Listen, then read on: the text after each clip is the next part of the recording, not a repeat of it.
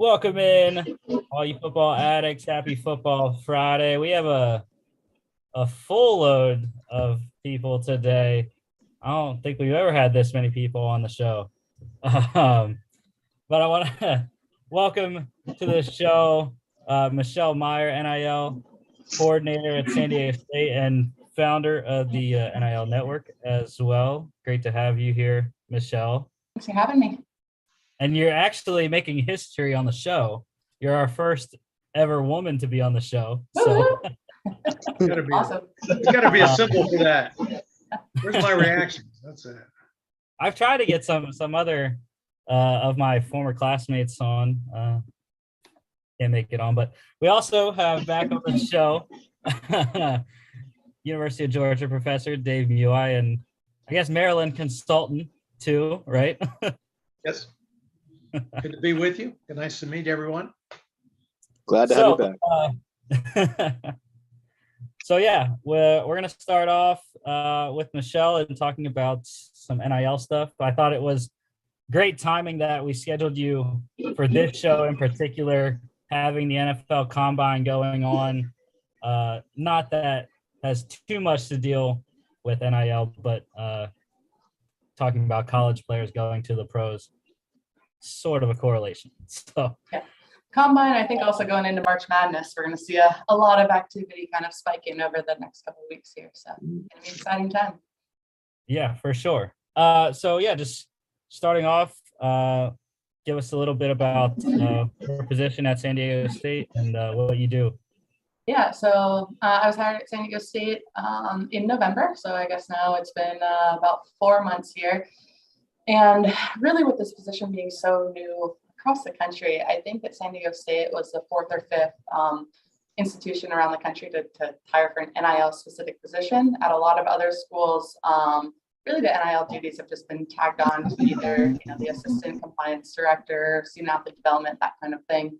But it's a position that we're seeing really rapidly grow across the country. I think there's about 7 positions that are open right now for NIL specific roles. So coming into this position in November, I mean, it is a blank slate because it hasn't been done before. And I think that that's just such a cool opportunity to check out the trends and what's working around the country and to build the position. So within my role, I obviously work in the office. I'm here right now at San Diego State. I sit around the student athlete development and academics offices so that I have access to the athletes. They can walk in whenever they want and talk to me about any NIL opportunities that have been brought to them. And we can work through, just a couple of different things if they're looking to work with a service provider or working with a brand and what those could look like, kind of building their personal brand, optimizing their social media, all of those parts of it, as well as some protective type education, what they should be looking out for in contracts, the financial side, taxes, all of that good stuff. So that's definitely, I would say, the most important part of my role.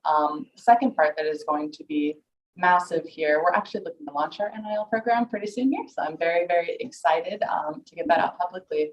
But I think another part is going to be a lot of community engagement and education for them as well, because, we're here in San Diego where we have close to 100,000 businesses, but I would imagine that probably 90% of those have never done any kind of influencer campaign before.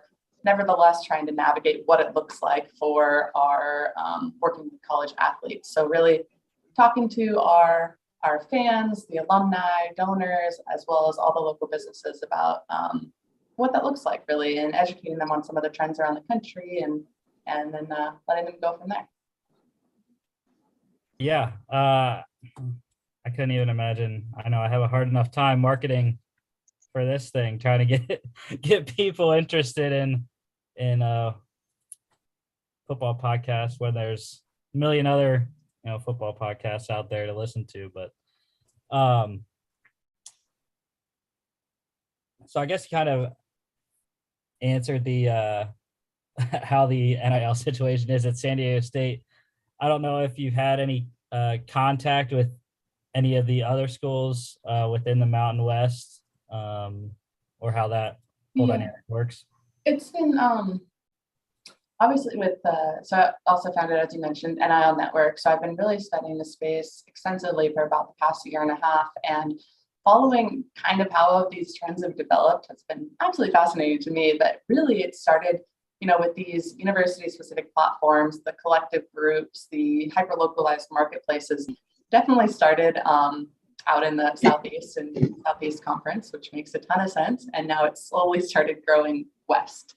So I think overall in the Mountain West Conference, but really on the West Coast in general, we just haven't seen the same number of those hyper localized platforms pop up. I mean, we know Oregon has it, and Washington State from Pac-12, but in terms of our conference, Boise State has Influencer Local Exchange that they launched a couple of weeks ago. UNLV is partnered with Blueprint Sports, so I think that they're going to have some cool things that are coming up. But I think until universities can really get that platform that is working on behalf of connecting athletes of a particular institution with the local businesses and fans, the activity stays pretty low around the country. And so that's part of what we're trying to launch here in the next couple of weeks, because it's really trying to point everyone at the same place. So athletes go here if you want to find those local deals and opportunities with our fans. And then also for the fans and local businesses, you can find all the San Diego State athletes here on this one platform. So I think that's a huge, crucial step in just making it so much easier for both sides of the spectrum to work through what those NIL opportunities look like. So I think it's growing. I think that, probably I don't know if by the end of this year, but in the next couple of years, every school in Mountain West should have that university specific platform that's helping facilitate deals on behalf of athletes at each institution. So looking forward to that. Yeah, that's definitely cool to get just one place where they can find everyone. Mm-hmm. So how do you think that the coming about of NIL has changed sort of the college athletic landscape, talking about players going certain places because of opportunities more towards NIL than maybe athletically, or if NIL changes where they go? I think it's definitely becoming more of a part of the conversation.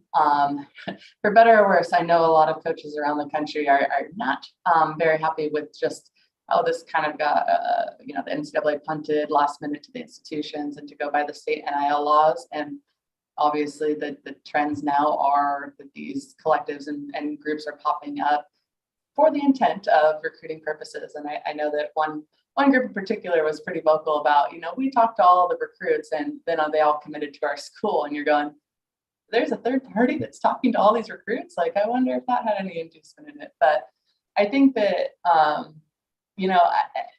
it definitely is becoming part of the conversation, especially in the revenue generating sports, football and basketball. I think it'll trickle down more to our Olympic sports probably in the next couple of years. And it's going to be just really interesting to monitor and see, what impact that has. And if a lot of people are saying, we're waiting for a federal bill or the NCAA to implement more guidelines or whatnot. I don't know how they would write the language. Again, I don't have a background in law, but I've thought about this quite a bit. And the parts that we don't necessarily like about NIL, using it as a recruiting inducement and further separation of the haves versus have-nots. I don't know how you would write that out of a bill, because really with NIL and companies that are building marketing campaigns and whatnot, how are you going to say, you can't pay this kid $50,000 to, support your business or whatever that might look like. So it's going to be a wild world for quite a few years. Right. Yeah. I mean, I feel like the NCAA is just scrambling right now. They have no idea. They don't want to get sued from anyone. So I know that's a big deal with them not doing much. Yeah. And I don't know that even they just don't, they're very much backed into a corner right now, kind of said. So shall see where that ends up. It's okay. We can just, dissolve them like everyone's been saying for the last couple of years anyways, and make the new whatever power structure. I don't know how they're going to do it, but talking about the combine, since that's one of our main topics on the show today, do you think, because this class of players going into the NFL draft this year would be the first kind of frontier players to deal with NIL a little bit, do you think it is going to influence players to either stay in school or go pro, especially when it comes to, the players that aren't the top guys, the guys that are kind of projected in the later rounds or undrafted? Yeah, I would say more of like the fringe players, definitely. And I think we've already kind of seen that right when NIL went into effect, and some of the basketball players who had declared for the draft were like, oh, wait, no, I can do this. So then they went back to their team for another year and potentially increase, their draft round pick or whatever that might look like. So I do think that's going to become part of the conversation. And I also think that whether legal or not, that schools, companies, boosters, everyone around those athletes are offering, or I guess not the schools, but they, have the connections to the donors and boosters and are saying, okay, what's our dollar amount that we need to create an NIL opportunity to get this athlete to return to play next year versus declaring for the draft. And my background's not in football or basketball, so I don't know all the ins and outs of what the draft looks like and the different round picks and whatnot, but I do see that happening around the country and trying to match whatever, their signing bonus and first year contract would look like with an NIL opportunity to kind of weigh that out and help them come back and compete. So again, being 8 months or 9 months, however far we're into NIL, I think it's going to be a learning curve for the first couple of years and really see what that impact looks like. Definitely a wild, wild west right now kind of situation. It sure is. And I'm not like a huge fan of that phrase, but I have not come up with anything better. So wild west it is.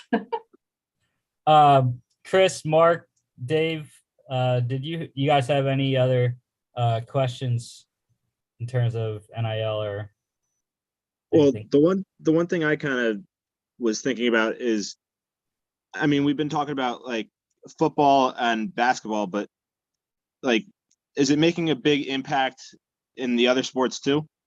Or is it mainly just football and basketball right now?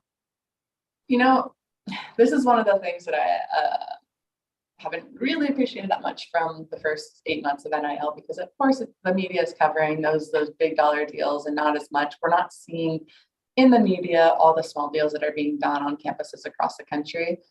I do think that this year will be the least number of athletes out of our 500,000 or whatnot who engage in any kind of NIL opportunity. And that's because it's just so confusing and hard for them to sort through, not only for the athletes, and are they really going to spend so much time making sure it's compliant, not risking their eligibility and all these other, not getting screwed over from a contract or whatnot for like a free meal or $100 or whatever that might look like on the other side. And then also, as I mentioned earlier, the local businesses, I don't think they really have a clue yet how to engage with athletes. And I think that that'll open up a lot of opportunity for the more Olympic sports or non-revenue generating sports, because they don't have the same celebrity following as these athletes. But I think that there's still going to be opportunities for them. And I think that they could be great partners with a lot of local companies.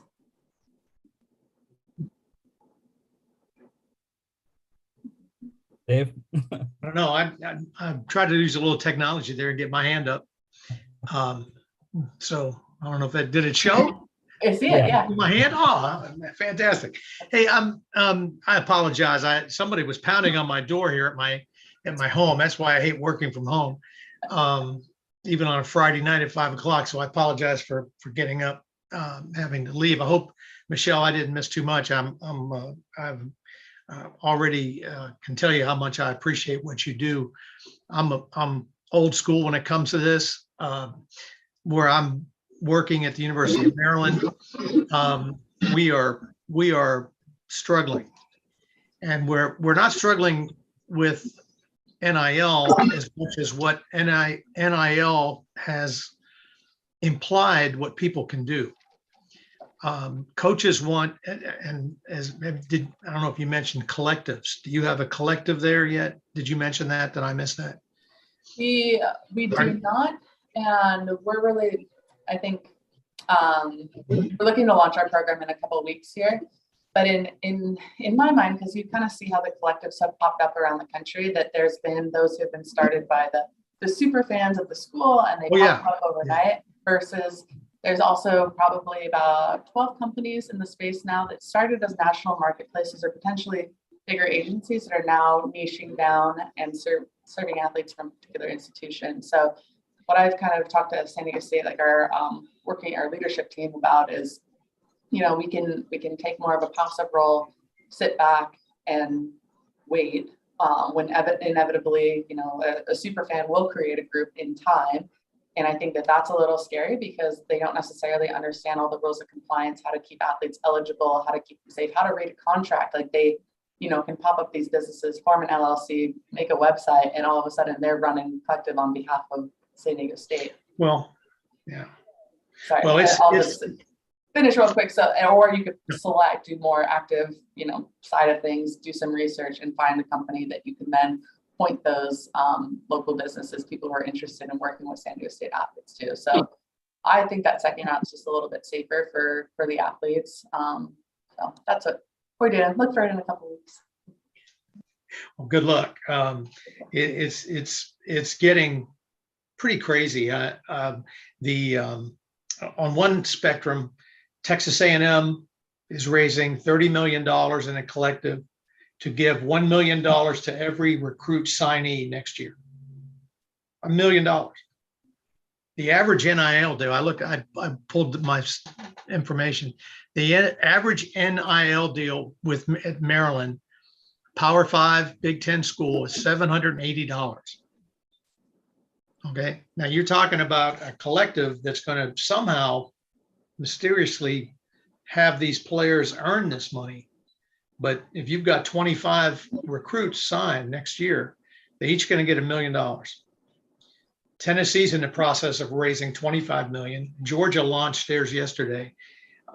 Coaches are driving this now with recruits because of recruiting. And we do use Open Doors, which has done a great job of educating our student athletes, but without any rules in place. It's crazy what's going on. And our number one highest earner in NIL was offered a cash payment from an SEC school for $125,000 to come to their school. Then they would get him another deal once he got there. But this was just a transfer cash. So Michelle, buckle up.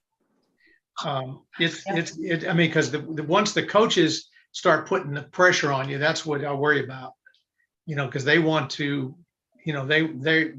this thing with the collectives is going to be out of hand real quick.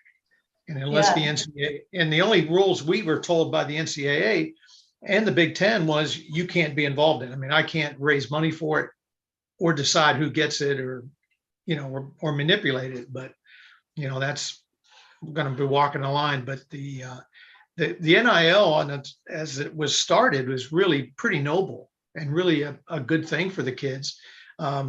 Most of the kids in the deals we have are social media activities.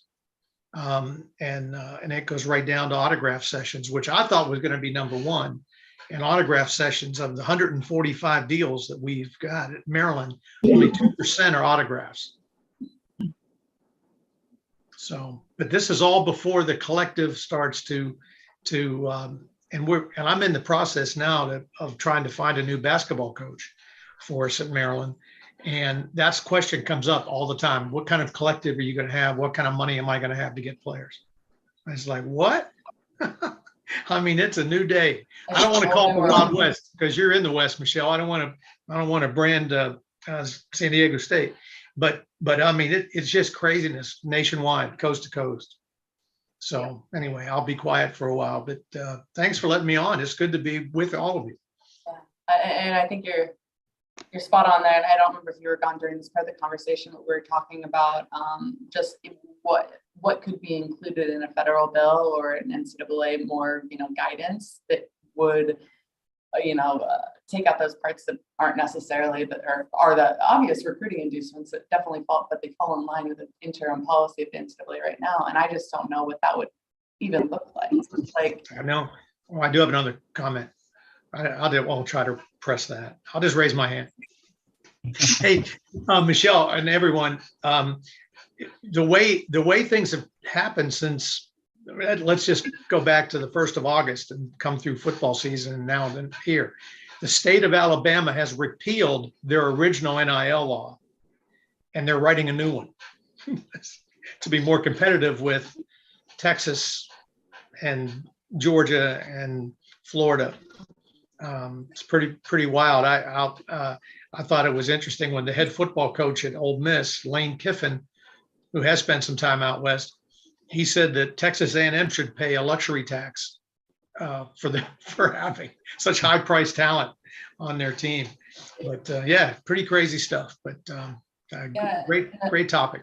The repeal of Alabama's state NIL law, there was actually kind of a call from some of the leading NIL sports attorneys in the space that every state should repeal their NIL law, and that's the only way we're going to get to having a national standard where at least we're all playing by the same 3 little bullet points the NCAA gave us. I know that Oregon has amended their bill to include, I think theirs is actually more around royalties for the athletes, and loosening that up a little bit. And I can't remember, there was, I think, one other state that's in the process of changing theirs as well. So it's moving very quickly.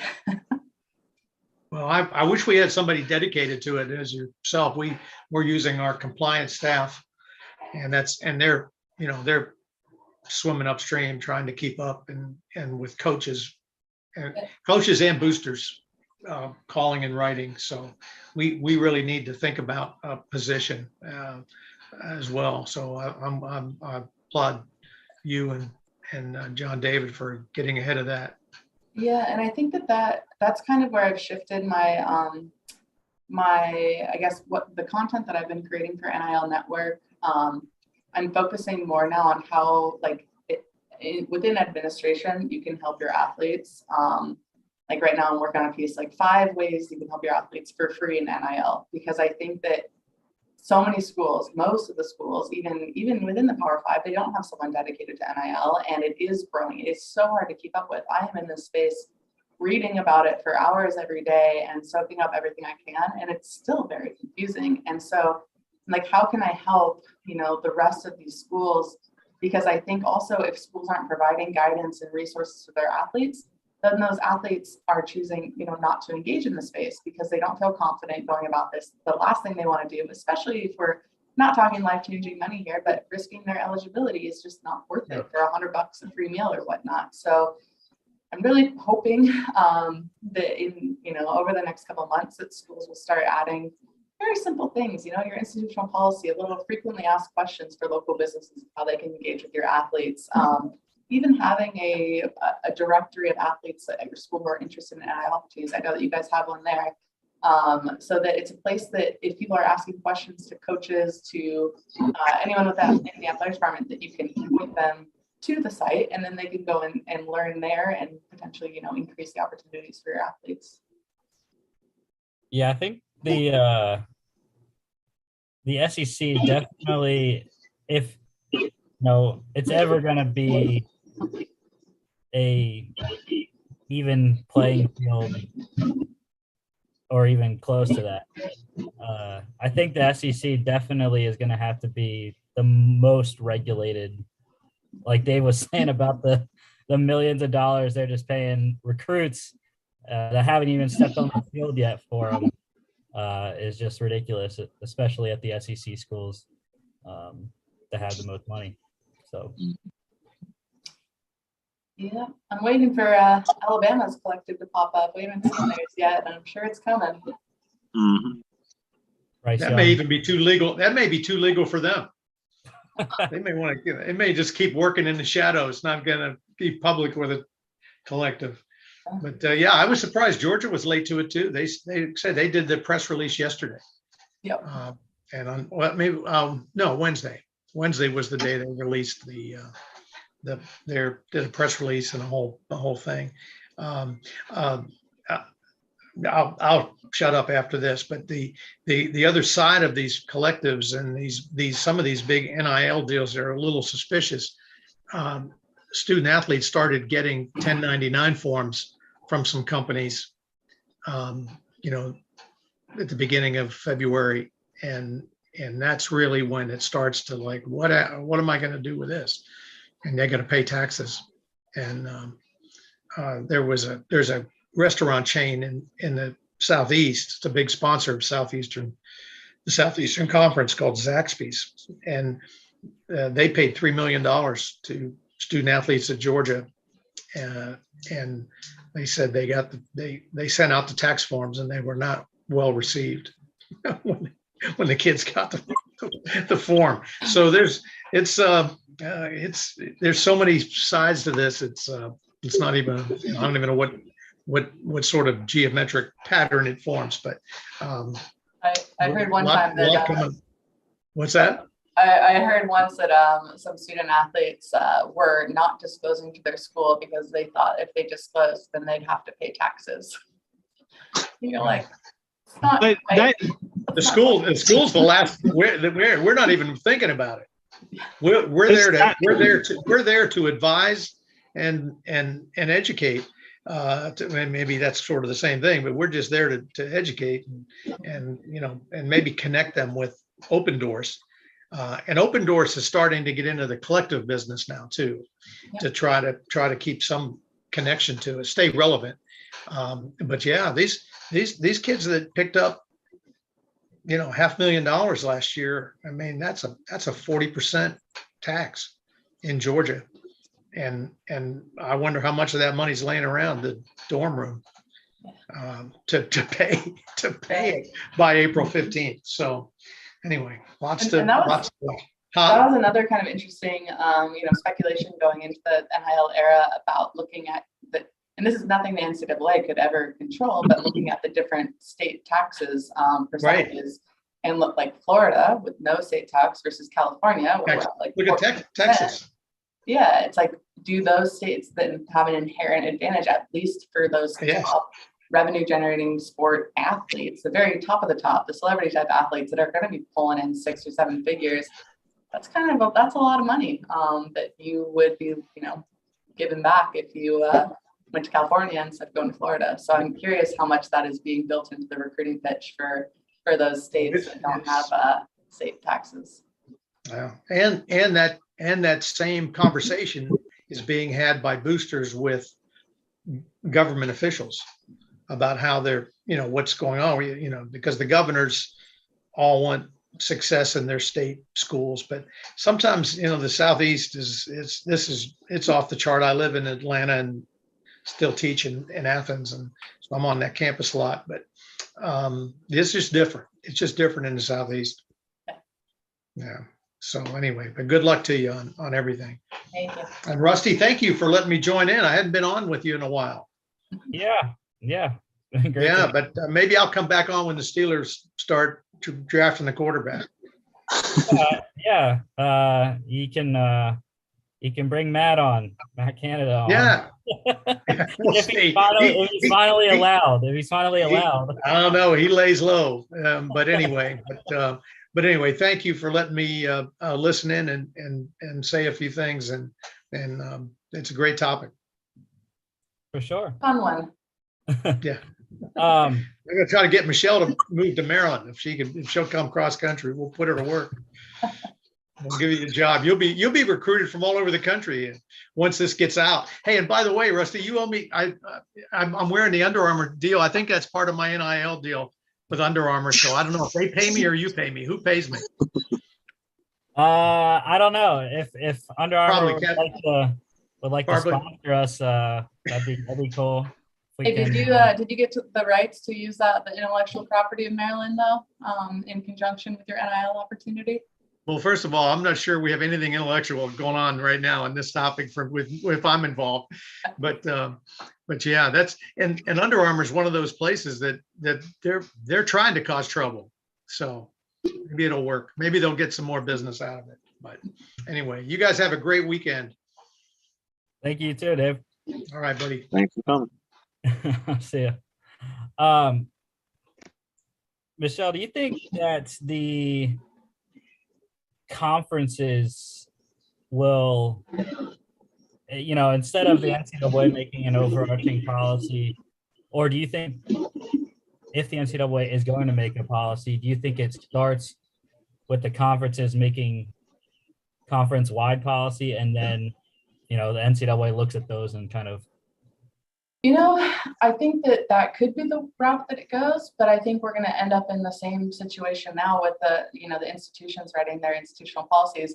Looked very different on July 1st than it does now, because again, it's all recruiting advantages. So schools are going, oh crap, like we limited XYZ and now our rival allows that, and now we're losing that. So these institutional policies keep being amended to be more open, I guess. And I would imagine that might happen at the conference level as well, because they don't want to disadvantage themselves either. Maybe not at the same level of institutions, but yeah, I don't know. It's a tough one.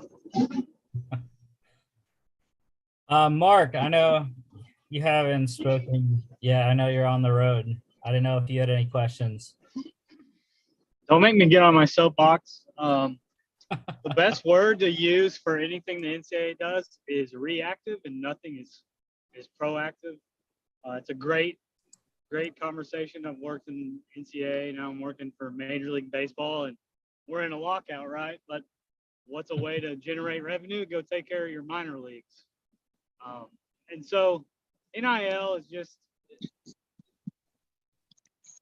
replay this when we're all done on this Zoom today, and everything was about recruiting. Everything was about what coaches wanted, right? Everything was about everything but the actual player, besides what Michelle's doing. She's worried about them. So you have one person in place, and how many athletes do you have on a campus? Versus, exactly. And you're asking one person to do this? So what did people really expect when the NIL deal was put into place? Of course it was going to be for recruiting.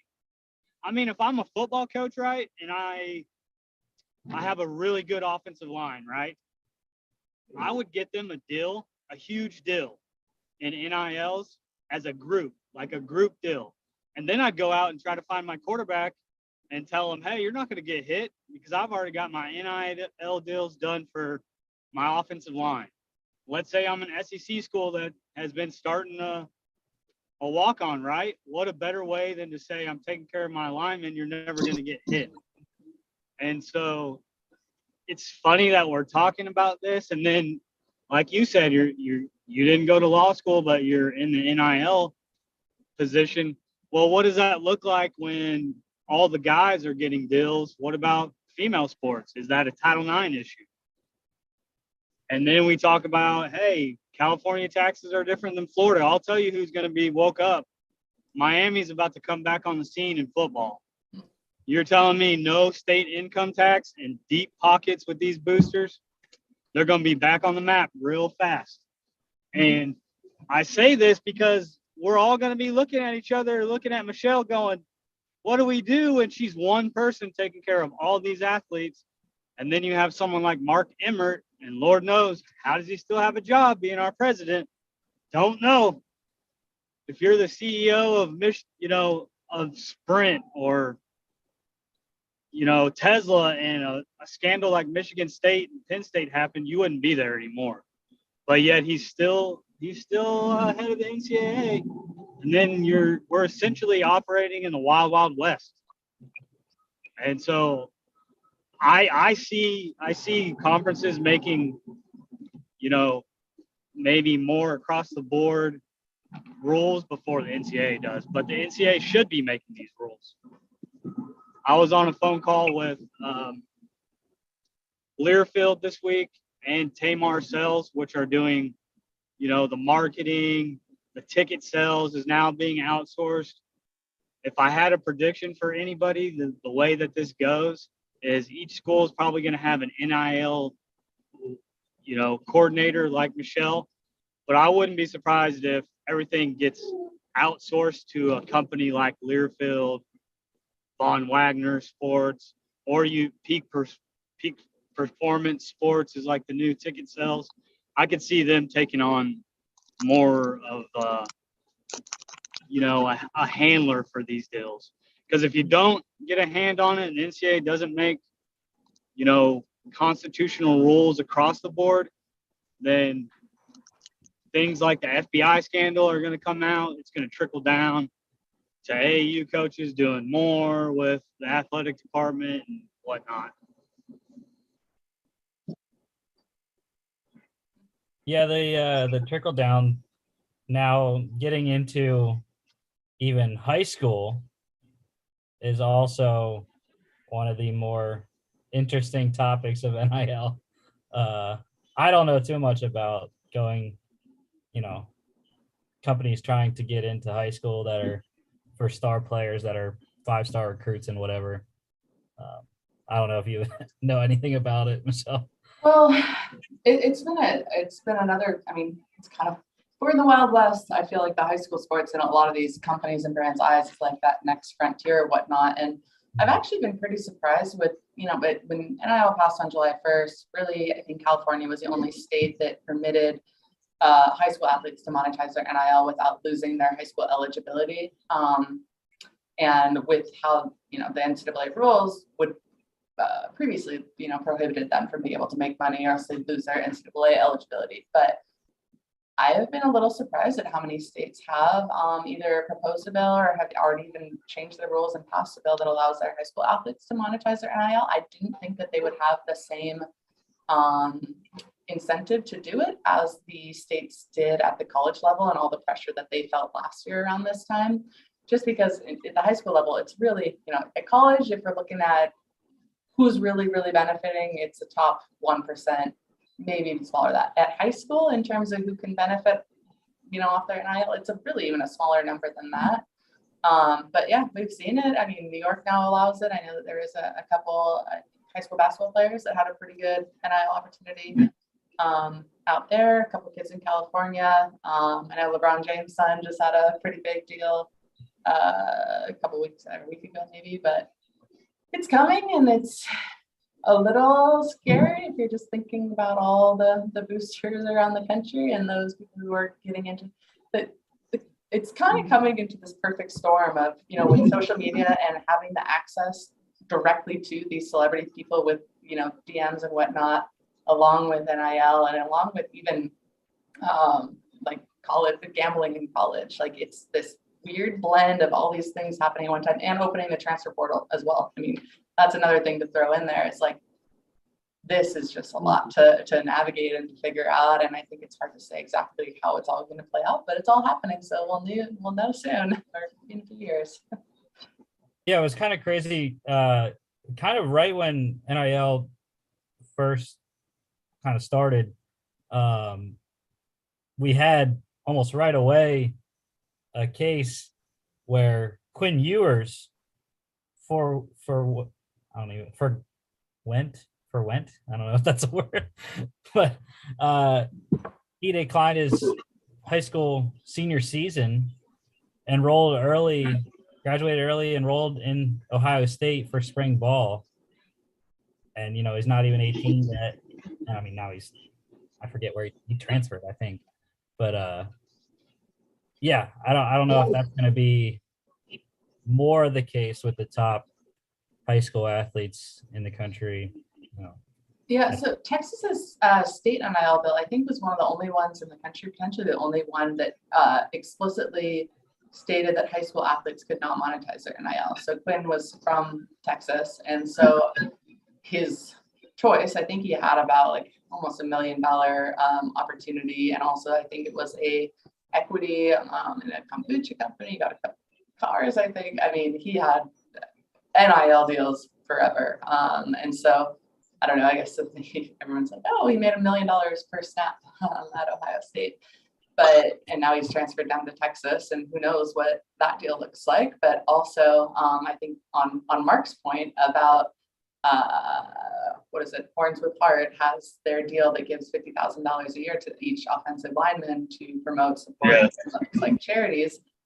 Mark, as soon as that deal passed, I was like, that is so clever, because if you have the best offensive lineman in the country, you're going to get a freaking good quarterback in there who wants to be protected, and running backs and whatnot. So I'm like, pretty clever on that. I think NIL, I mean, I see the creativeness in it. I think if you can get people that can get creative deals, have fun with it, it can have great publicity for your school and for these athletes. And think about it, even if it's the top percentage are making the big money. I mean, it's a chance for, volleyball players at Georgia, maybe that aren't going to go play professional or in the Olympics, to make some money while they're good athletes, right? I don't see anything wrong with that at all. It's just, how can we bring it under an umbrella that makes more sense? And then, on the tax side, these 1099s and whatnot, I don't think that they're bad. I know no one thought about this when NIL deals came in, but Power 5 schools are supposed to be having these programs where, at Georgia, it's called the Georgia Way, and we're gonna help you with your resume, and we're gonna do mock interviews, and we're gonna teach you how to budget. This is just another chance to teach our athletes how to land on their feet when they do graduate and get a job. Like, how do I do my taxes?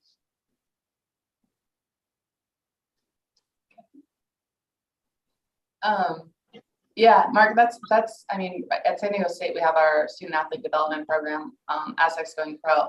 And I work very closely with the coordinator for that program to integrate some of those NIL topics into what's going on with that program, because I do think it's a great opportunity to be, let's gain some life skills here while you're in college, but then also that you can utilize after you graduate. I love to hear that. I'm a big believer in the holistic student athlete. And for me, I just saw some bad parts working at a Power 5. And, when you voice your opinion and people it may cost a little bit more money to look at a student athlete basketball game, people tend to get real uncomfortable when you get on that topic. Yep. Alrighty, any final questions, Chris? No, I think it's been a really, really good topic so far.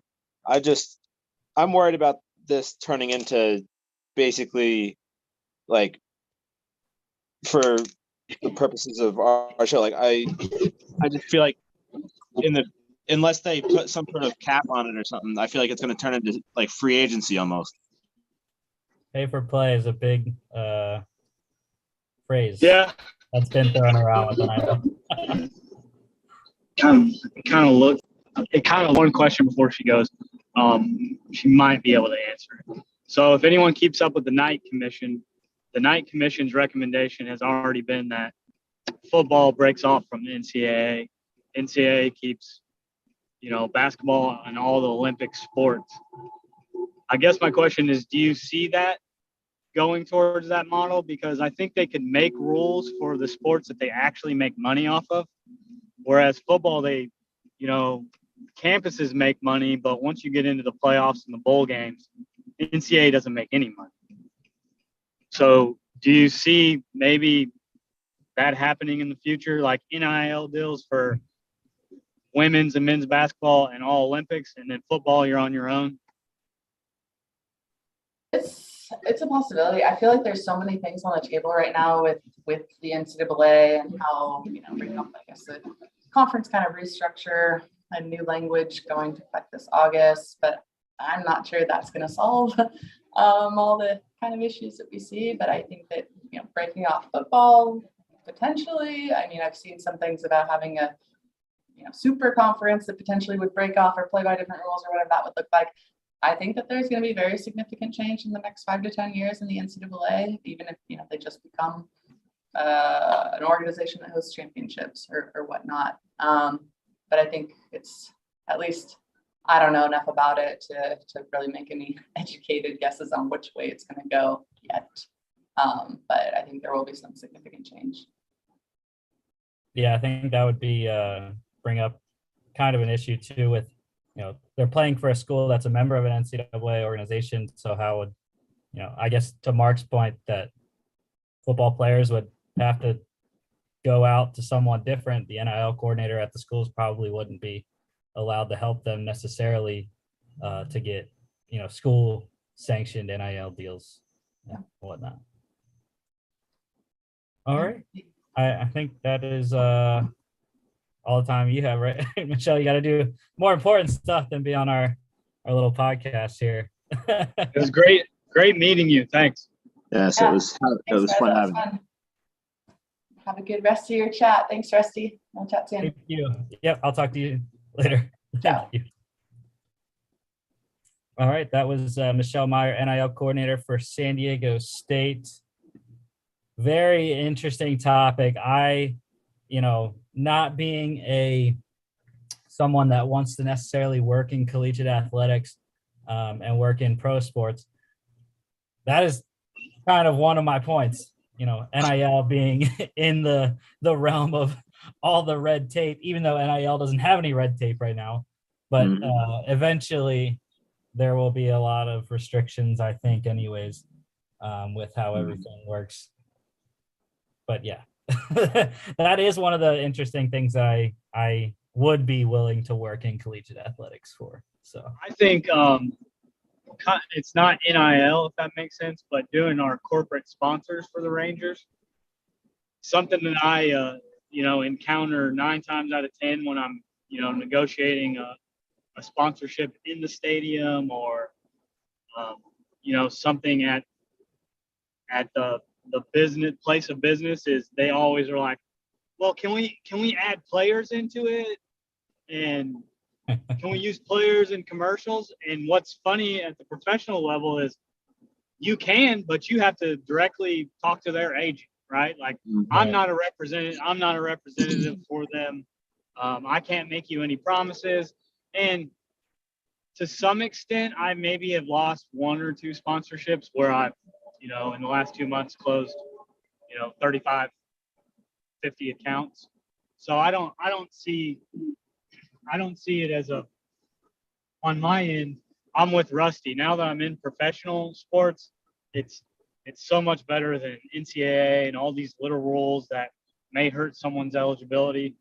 But you guys already know, I think the NCAA gives the athletes such bad deals and they treat them so badly. I want to get back to being AD so I can take care of the student athletes.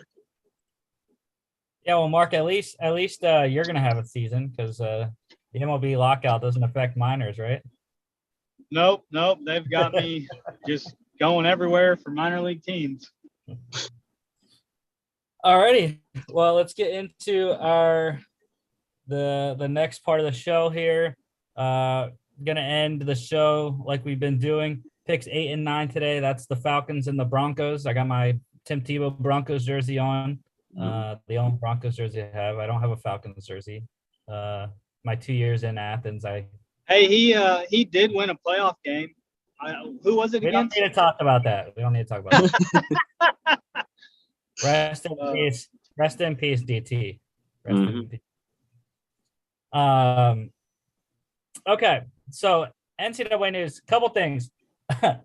So we mentioned, I don't remember if this was Monday or last Friday, but one of the past recent shows mentioned about Art Briles, former Baylor head coach, getting hired with good old Hugh Jackson down at Grambling State as the offensive coordinator. Well, he resigned. Art Briles will not be the Grambling State offensive coordinator. Just 4 days after accepting the position, he has resigned because he did not want to be a distraction for Grambling State. Whatever that means. That's almost Bill Belichick level there. Like switching it up on the Jets when he did that way back in the day. Yeah, I think Go ahead. When that announcement came out, everyone was like, whoa, what are you doing, Grambling State? I think it was probably because it was too recent, maybe, of an issue. I don't know though. Yeah, we kind of touched on it earlier, and you asked my opinion as a coach, and I kind of just danced around really giving a solid answer. Besides, he can coach, but, I don't know why they're doing this. And I'm not going to take credit for it, but I was listening to, I think Clinton Yates the other day on a show. And I don't know why I didn't think of it, but it's not as if he was hired without the whole entire administration at Grambling State signing off on it. Does that make sense? It's not like Coach Jackson was like, okay, I'm going to hire him and we're going to announce it.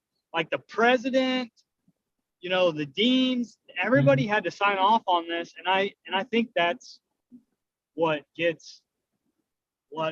automatically got a lot of traction. Because let's say Hugh Jackson was the coach at Jacksonville Jaguars, right? And I think I mentioned this earlier. Then maybe you're able to hire whoever, kind of like Urban Meyer and that whole fiasco with the strength and conditioning coach. But we're talking about a university where under Art Briles, 52 rapes happened, like documented. I don't know that he ever will coach on a college campus. Right. Yeah. I know it's interesting that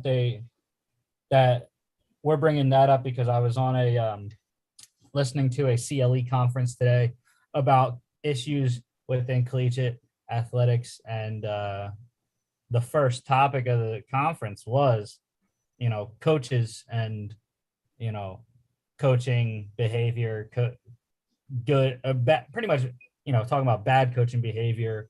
And he ended with scandals like Penn State, Michigan State, and whatnot. And Art Briles was also in that conversation at Baylor as well. But yeah, so Grambling State, Hugh Jackson needs an offense coordinator still. Some guys not working out. I don't know why I put this into NCAA news because technically they're not pros yet. I guess that's why I did that. But some guys that aren't working out of the combine, more guys than we already said last show. Wide receiver Jameson Williams. We already knew he wasn't working out, but he put out about his timeline coming off his ACL tear in the national championship. They said 5 to 7 months he could be ready. Way ahead of schedule, they said. So, it's like 5 Cam months Akers puts him at August. It's like Cam Akers coming back from Achilles. I couldn't believe he was playing the same season. Yeah, I mean 5-6 months. You're in August, September, October. So I mean, Jameson Williams could feasibly play 3/4 of the season at the least. I don't know. I've always been very weary when it comes to serious injuries like that. I mean, we've had cases where obviously people came back super fast and nothing happened, but AP. Yeah. And then I don't think it's been the same injury over and over again, but then there's people like Saquon Barkley who came back super fast from his injury and he just keeps getting injured. Again, I don't think it's the same injury over and over again, but still. I think in his case it is, or at least in my mind it is. It seems like it's been his ankle at least 3 different times. Yeah. But I mean that wasn't his original injury. His first, one was the torn ACL, which he came back fine from. Just the ankle injuries now.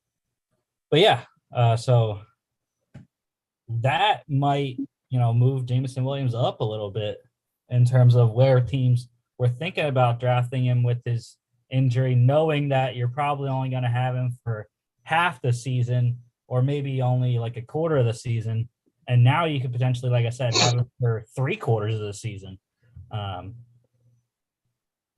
mean, I don't know, though, because I know the combine's not everything, but the way that the wide receivers performed, I think that only hurts his case because a lot of the wide receivers have performed very well in the combine.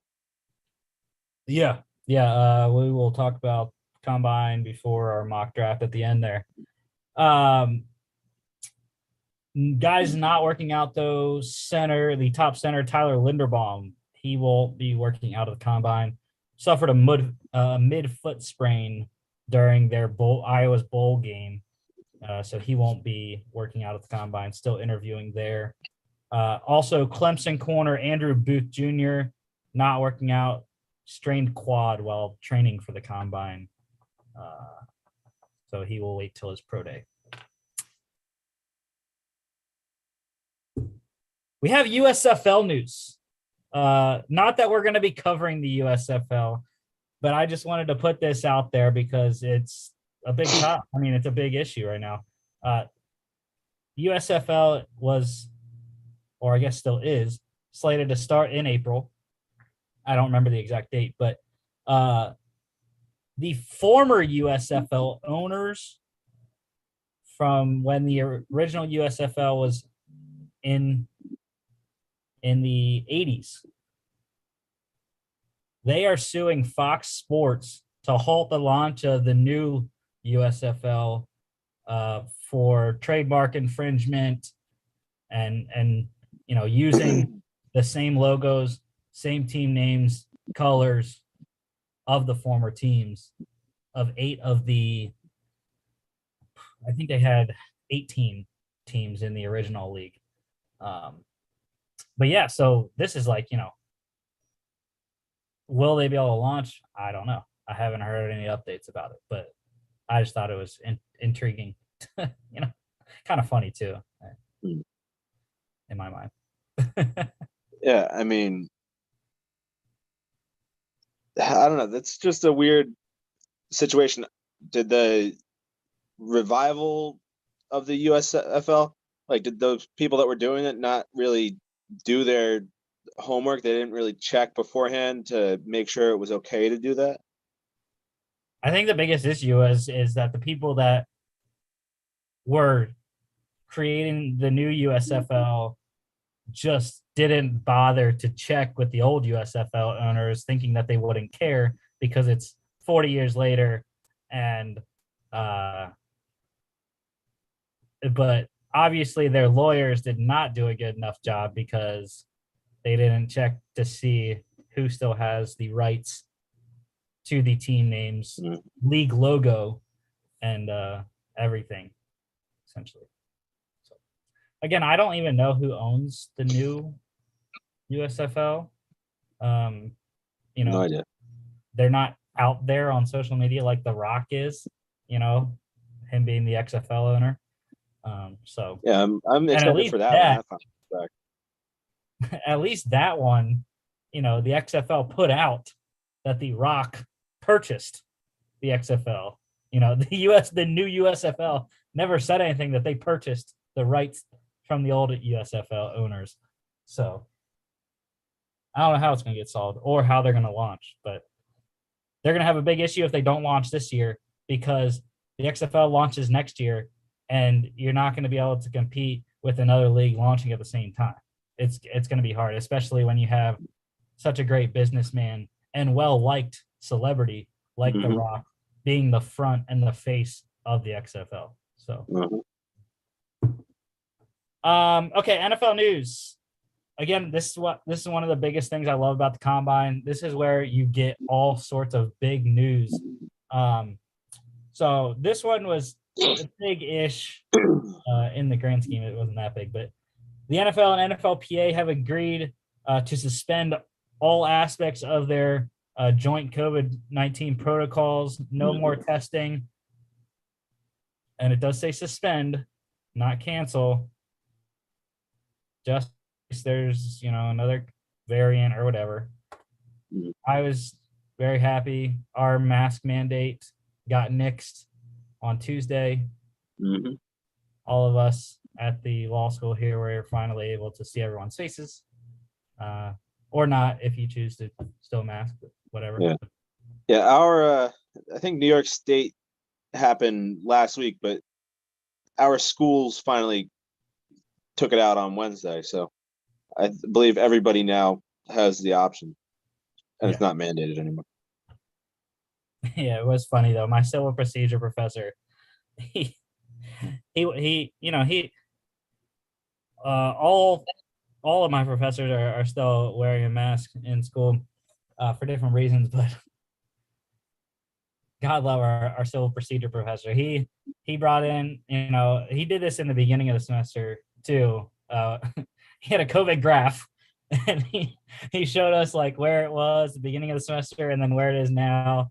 And he's like, I'm still gonna wear my mask. And I like rolled my eyes about 5 times during his presentation about the current state of COVID, because I was like, I don't care. Like that, you don't have to defend yourself.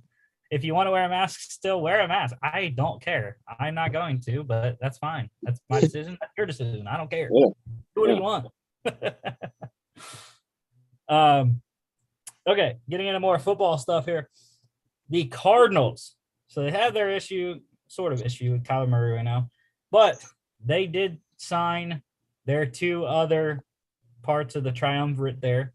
Head coach Cliff Kingsbury and GM Steve Keim, they signed 2 extensions.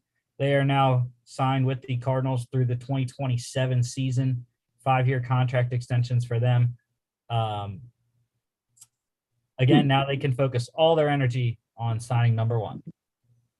I'm kind of surprised about the extension for Kingsbury, because I personally don't think he's that great of a coach. I mean, I know he's somewhat turned around the organization, but I still don't really like him as a coach. I attribute most of what happened to the GM because he's the one who put together the team. It's kind of crazy that Steve Keim is getting this contract extension though too, because when you think about it, back when they were looking to hire a new head coach after was Todd Bowl, yeah. Was it Arians or Bowles? It was Bowles, right? What? Or no, he was never the head coach of the Cardinals. No, was it Vance Joseph? Joseph. Yeah. No, he was. He was there for 1 year before they hired. Was he the head coach? Okay, I Yeah. don't know. I just remember him being the defensive coordinator for someone. I don't know. Whatever, for the Broncos, I guess. Uh-huh.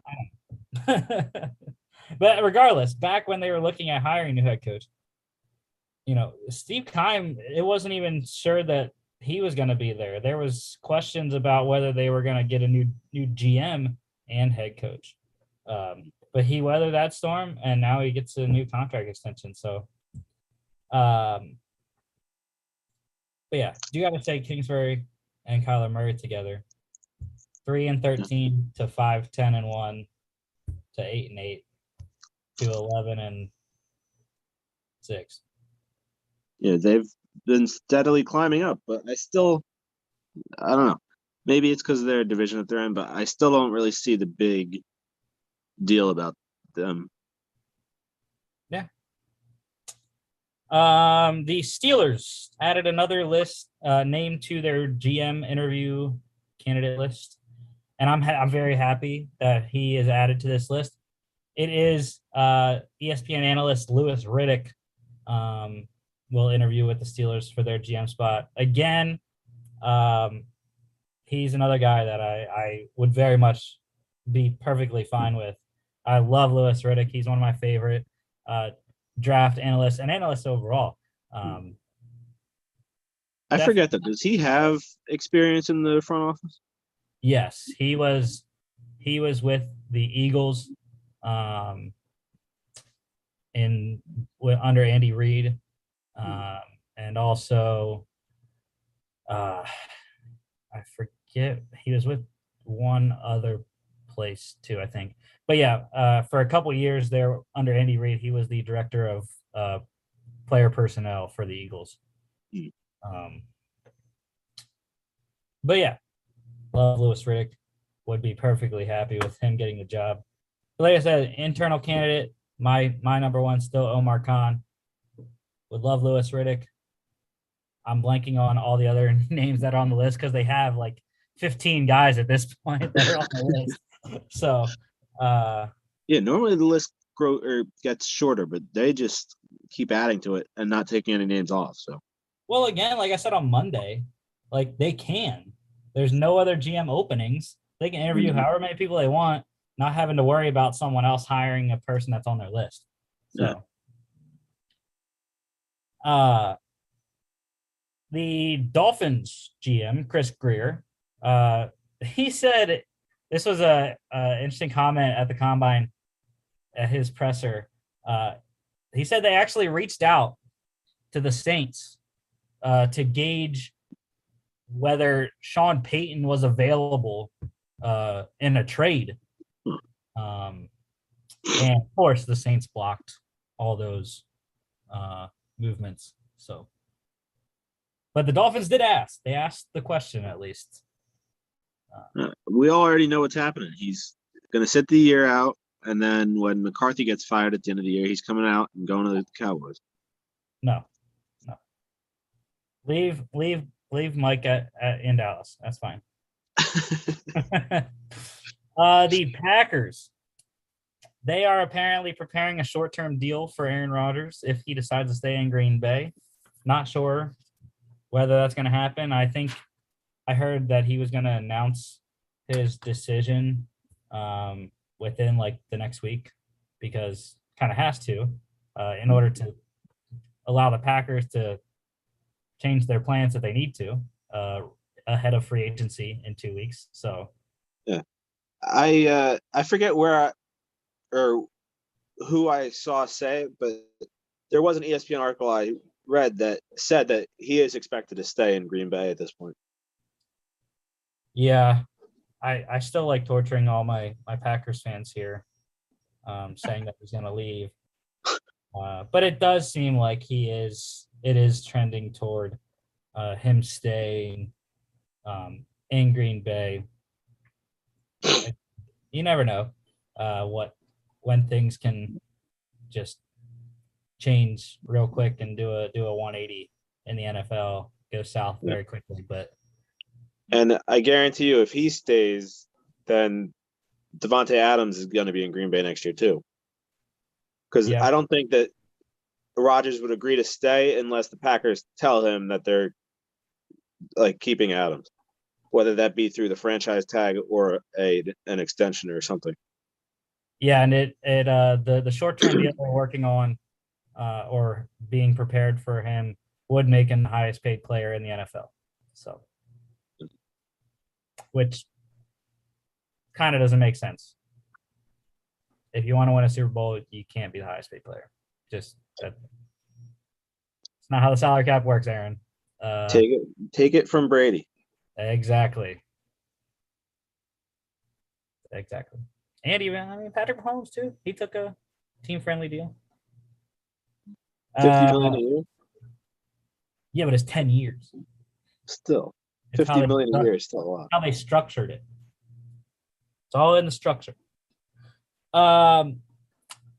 Okay. This next thing. This is exactly why I didn't want to re-sign Ian Thomas. Now, I didn't know that this was going to happen. But I still hate the Ian Thomas re-signing. Panthers tight end Ian Thomas. He's facing 5 misdemeanor charges for attempting to escape police on a dirt bike in July. Apparently, I think I'm forgetting the article right now. But I think what happened was like he stole something and like got on his dirt bike and was trying to evade the cops. And this was last summer in July or last like January? July 2021.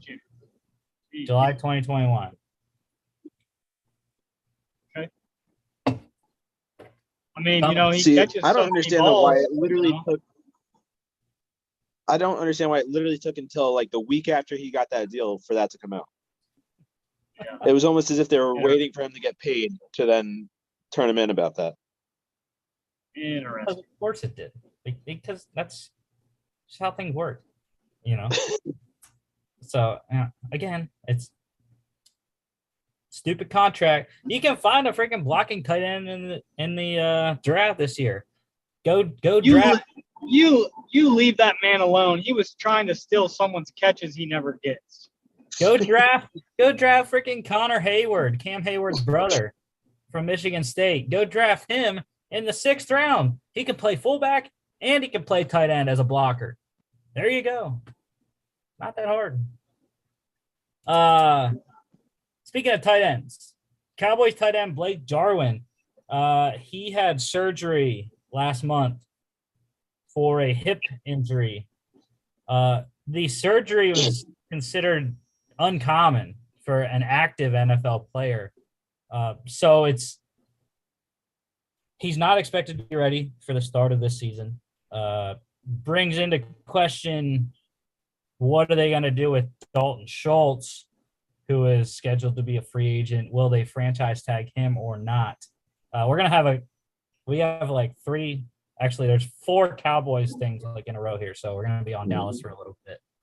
But starting out with Blake Jarwin and the Dalton Schultz situation, that's our first thing. I don't know. Yeah, but I mean, with the news about another Cowboys pass catcher that we'll get to in a couple of minutes, I mean, they're going to be freeing up space. I don't know if this has any correlation to that. Probably not. But, I mean, yeah, they're going to be freeing up space. I don't know how much they have, but I definitely I think it's a lot more likely now that they re-sign him than don't. They don't have a lot. I don't know the exact numbers, but I know it's not a lot. But yeah, I think with this news, I think you almost have to franchise tag Dalton Schultz, or at least sign into an extension, or at worst, I guess, sign into extension, because you can't go into the season with no Schultz and no Jarwin. I mean, I don't even know who's after that. Rico Geathers, maybe. Well, you said that he wouldn't be ready for the season though, but how far into the season did it say? Did it say at all? No. No. No. Because if it was like a significant injury where he'd miss most, if not all of the season, then yeah, obviously. But if it's only like the first quarter, then I think they could get through without Schultz. But still, I still think it's likely that they do something with him. Yeah, I'd be interested to learn more about what the injury is, because when you say tight end and hip injury, you know who I think about? Dennis Pitta. 2 hip injuries, 2 seasons in a row, had to retire because of it. So hopefully that's not the case for Blake Jarwin. But again, the notification that I got, surgery, uncommon for an active NFL player. So quarterback Dak Prescott, he also had surgery on his left shoulder. That one's not anything major. They said he'll be good to go for off season OTAs and whatnot. So he'll be good to go. Coming off the right shoulder surgery from last year. Now he had a little surgery on his left shoulder too. Well, left for a right-handed quarterback isn't that big of a deal anyway. So it is when you look at quarterback mechanics. You gotta swipe through. Yeah.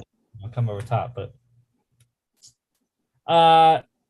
yeah, the biggest news of the day, though, just today, Cowboys likely to release wide receiver Amari Cooper, unless they can trade him. Unless they can trade him, they are looking into trading him somewhere. He's due $20 million fully guaranteed on the 5th day of the new league year, which is March 20th. If they release him, they'll get $16 million in cap space, but he'll also count $6 million in dead money. So $10 million sum. Yeah. I don't know. I think it'll be interesting to see because, I mean, they have till the 5th league year, which means they have essentially 4.5 days of free agency to see where the top free agents go. And I think they they're better off holding on to him and trading him to a desperate team that missed out on one of the top receivers. And it'll be even worse if Devontae Adams gets tagged and then he's the number one available. Well, then he's off the board already. So then, yeah, it creates an even bigger market for somebody like Cooper. Yeah, I mean, it's going to be crazy if Cooper is added to the free agent pool of wide receivers. Obviously we think Adams is not going to be available. But when you look at all the other receivers that are going to be available, Allen Robinson, Juju Smith-Schuster, DJ Chark, those are Chris Godwin. Those are, four that come to mind just off the top of my head. But I think Cooper is maybe 2 or 3 in that group right there too. So yeah. And I mean, he's coming off. He's still young. He's still 28, I believe, in his prime, 4,000-yard seasons in his career. So would you guys not pay him that money? Well, the Cowboys are strapped for cash, so I don't know. Yeah. And the next point goes into the Cooper situation. The Cowboys are closing in on a new deal for wide receiver Michael Gallup as well. They're hoping that they can use the money saved from Cooper's release or trade and sign Gallup and Cedric Wilson combined to the same amount of money, essentially. Get 2 for 1.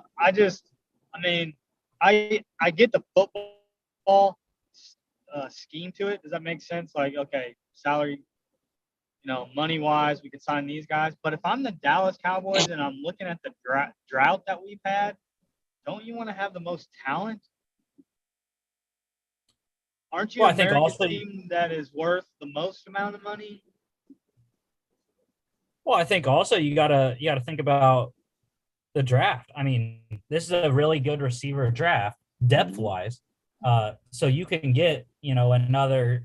You can add your 4th wide receiver, and pay Gallup and Wilson combined the amount of money you're going to pay Cooper, and then draft your 4th and 5th wide receivers in the draft. So, I'm not saying I'm not disagreeing, if that makes sense. I'm just trying. Times have changed. I guess back in the day they would have just thrown out money to who they thought was a name or the best talent, maybe. Well, maybe Jerry Jones is finally getting smart. Yeah. Well, I mean, it was big when they traded that 1st round pick to the Raiders for him. I mean, that was massive. Mm-hmm. But do you think he's? I guess the better question is, has he declined? Is he not worth $20 million? No, I mean his production declined this past season because of lack of targets, really. Yeah, I think that was his biggest problem, is that there's too many weapons on Dallas's offense. Well, then, I agree. Then don't pay him 20 mil. I have to be honest. I didn't watch very many Cowboys games this year or keep up with their stats. Well, trust me, Mark. I had him on my dynasty fantasy team. He was sitting on my bench for a good amount of weeks because. Then I'm all about that. Don't pay him 20 mil then. I think he could still be a legitimate number 1 though, and be worth the $20 million for another team. Well, yeah, he can, if he wants. He can just stay in division. That's okay. I know somebody on this show that would take him on his team. He can. I think we'd both take him on our teams. He can be the modern T.O., playing for the Cowboys and the Eagles, except T.O. went the other way. He went from the Eagles to the Cowboys. But yeah, I'd be fine with number 19 in green. Yeah, so would I. In this green. Could you get Russell Wilson and him on the Eagles? Is that possible? No, we have our quarterback. Number 2. We don't need number 3. Number 2 is good enough. Okay. Enough Cowboys talk. Niners quarterback Jimmy Garoppolo. He also had shoulder surgery, or will have shoulder surgery soon. Not likely to influence his trade situation at all. So there's still a question out there on whether the Niners are going to trade him or not. I think at this point they are, but it's what his value? market is. Yeah, what value can you get? Because I heard from some people that it's not going to be a high pick.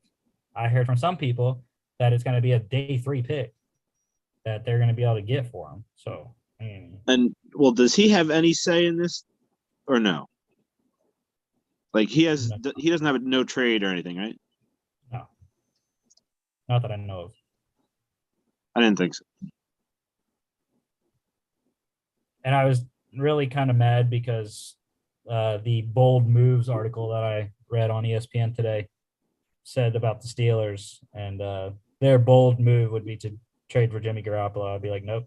No. You know what the Jets' new bold move was, Chris? What? Draft a new starting quarterback. Draft or trade for a new starting quarterback. Yeah, that was.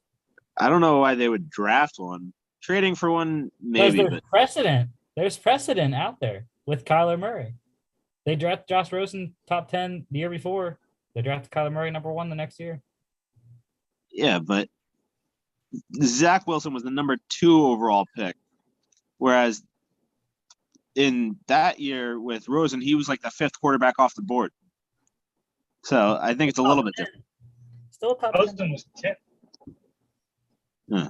And they did put a lot of stats into that Jets part of that article, if you want to look at it. 55.6% completion. 9 to 13 touchdown interception ratio. Yeah, but it was a lot better in the second half when you actually break it down. 3-10 record. He missed 4 games, so it would have been better. I'm just saying. I didn't say I was agreeing or disagreeing. I'm just saying what they took. Because I like that. I'm still a Wilson believer. I like it. But your Jets, anyways, they're going to exercise the 5th-year option for defensive lineman Quinnen Williams coming up. Yes, I did like that. I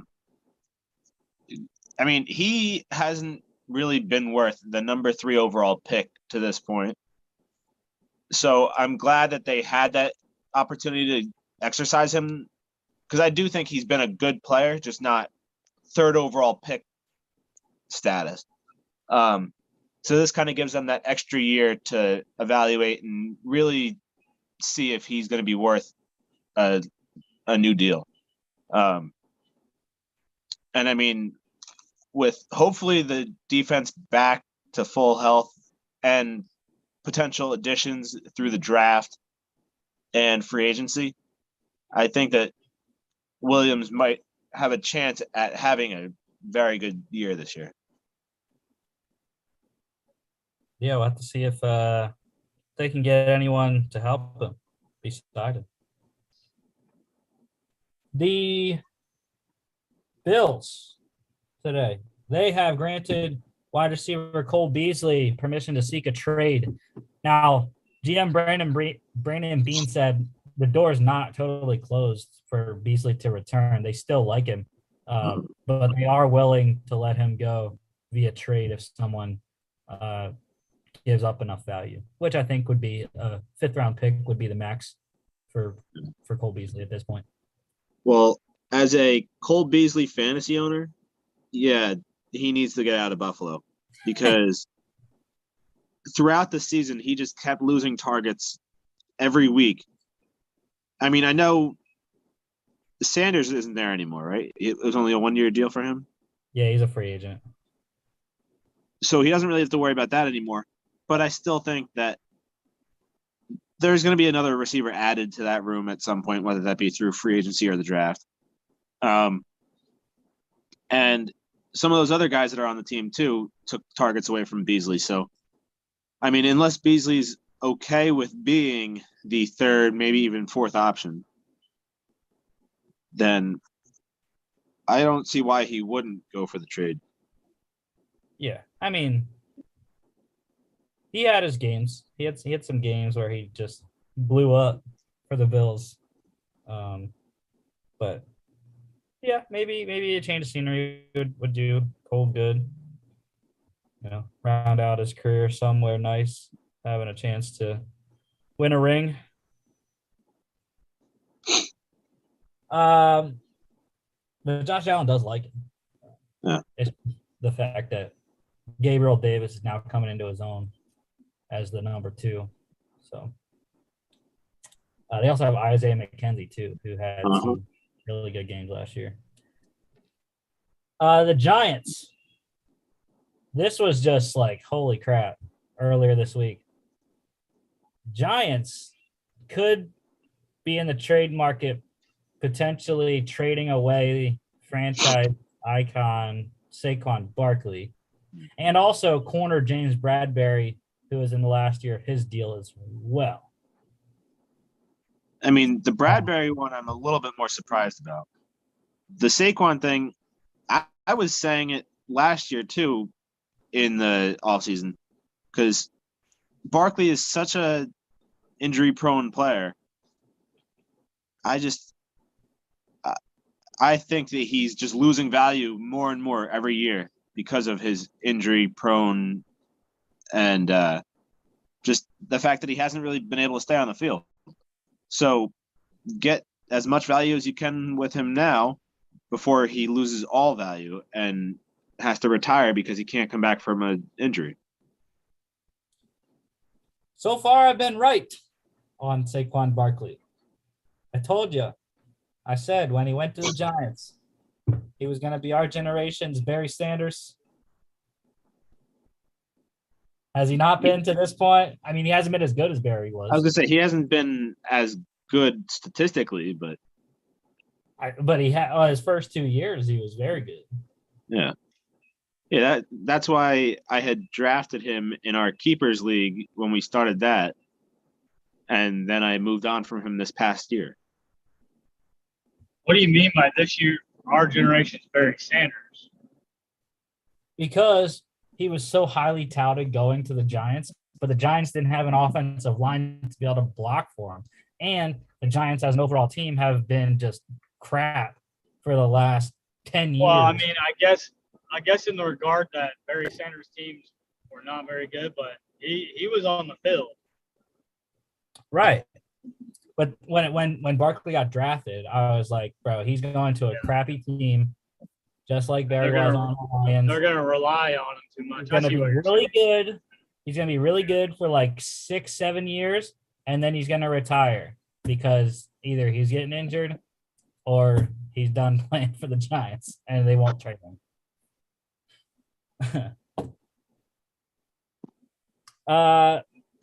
The James Bradbury thing is interesting as well. Like I said, final year of his deal, but he was very good for them last year. So I don't know why, if they don't re-sign him or whatnot. It'll be interesting too if they do trade him, because didn't they already release Booker last week or something? We're getting to that, Chris. We're getting to that. Oh, did we not talk about that? That's at the end. The end of the news segment. Another corner out there. Patriots corner J.C. Jackson. Not expected to be franchise tagged. He's expected to hit the open market, and he's going to be easily the number 1 corner available out there, going to be paid big money. I'm looking at the Niners, dude. The Niners need corner help. So do the Bucks, but the Bucks don't have any money. The Niners have money, and I mean, they could use a big-time corner like J.C. Jackson. But I think I'd have to look at what scheme they play. What scheme do the Jets play, zone or man? I think they're zone. Okay, then he'd be a fit in San Francisco because, I mean, D'Amico Ryans learned from Robert Saleh. So yeah. Well, the Jets are another destination that I've heard him linked to a lot, because the Jets are desperate for a veteran corner. And they do have a lot of money to spend.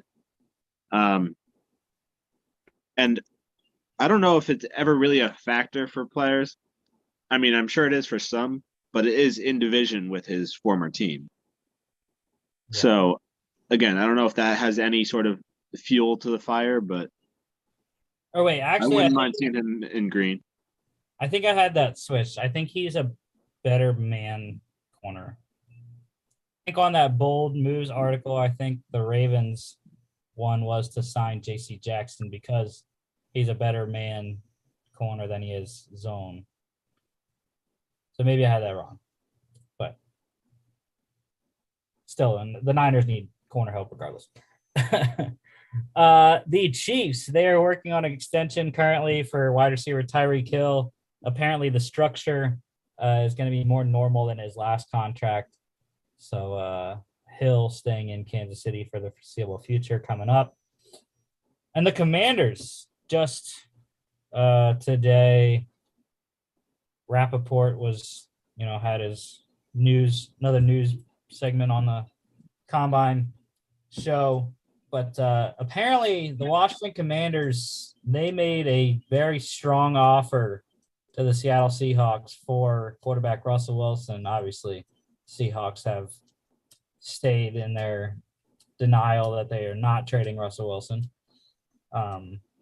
But apparently the Commanders have been calling everywhere and are going to be the most aggressive player in the quarterback market this offseason. Mm-hmm. And then, like Chris tried to say, but I stopped him, the Giants were really the first team to start cutting bigger name veteran players. They released tight end Kyle Rudolph and running back Devontae Booker. They saved $5 million for Rudolph and $2.125 million for Booker, but they also incur $3.4 million in dead money as well with those two moves. So, I remember it came out the night after the show after we ended, because of course it did, because news always does. But I was laughing when I saw that come across the screen because when we were doing the draft, you were fighting me about the Giants drafting a tight end because they had Rudolph and Ingram. And here we go. They could have used the tight end now in our draft. And Kyle is not retiring, he said. He said he still wants to play. He's only 30, 31. Or no, he's 32. He's 32. Still not that old, so. Yeah. Like I said, I didn't think he was terrible because he played a lot this year because Evan Ingram always gets hurt like he does. And one last thing, going back to NCAA, the NCAA has proposed a football rule change that includes looking at possible reviews of second half targeting calls in order to avoid the carryover penalty for targeting in the second half of games. So I don't know what the criteria would be. Oh, so it says in the article, the conferences would be able to appeal to the NCAA the week after the game if they think a targeting call in the second half was erroneous, and they could try to get that player's suspension for the first half of the next game taken off, so they'd be able to play the whole game. So that's what that one is. They're also looking at players faking injuries, which I don't like that they're looking into that because I don't think there's any way to prove that. Yeah, I agree. That's a tough one. I mean, there really isn't, but there's also been like, maybe you can't really prove it during the game, but I can't remember who the player was, but I specifically remember, I think it was a Giants or Bears game that I was watching where the player literally faked an injury late in the game and like the last few minutes of the game to stop the clock and everything. And then like when he got on the sidelines, he was joking around and like he was completely fine. Like he And then he admitted later that he faked the injury because of that, because of the time and all that. So I don't know if you could really do anything during the game, but maybe players could get penalized for it post game. I don't know. Yeah, I mean, the thing is like they're already penalizing their own team because it set out a play. I know this mentioned, possibly making the player sit out more time if they're injured or injured in air quotes. I know that's been talked about at the NFL level as well, about making a player who gets injured miss a whole series. But then I think you would have to cater that and have exceptions to certain positions. Really, only quarterback would be the only position that you'd have to put the exception on, because that's not fair to leave your quarterback out for a whole drive if he gets hurt. So. And well, quarterbacks, I feel like don't fake the injuries anyway. It's normally like a receiver or something like that. Yeah, unless you complain like Aaron Rodgers. And then they're also looking at proposing a rule that the NFL already has changed. They changed this last year, I believe, where you can only block below the offensive line, and running backs can only block below the waist inside the tackle box. Like I said, I know the NFL implemented that last year. So, I mean, I maybe it's because I really never paid attention to that, but I don't know how much of a difference that actually made in the NFL. I saw it called like twice all season, I think. Yeah, that's what I'm saying. I don't know if it's really that big of an impact for the competitive nature of the game. Yeah, I mean, blocking below the waist gets called all the time, outside. It's just those ones that are tough to, when it's like on the line of the tackle box. Or the more interesting thing is calling it when you have tight ends, because then it doesn't become the tight end. A tackle box becomes a tight end box. It's included within the tackles. So, anyways, that's all the news had today. Combine last night, again, I was at a happy hour. I'm going to go to another happy hour tonight for a different organization. But so I didn't get to watch a lot of the on-field performances for the quarterbacks. I did hear Desmond Ridder had a nice night.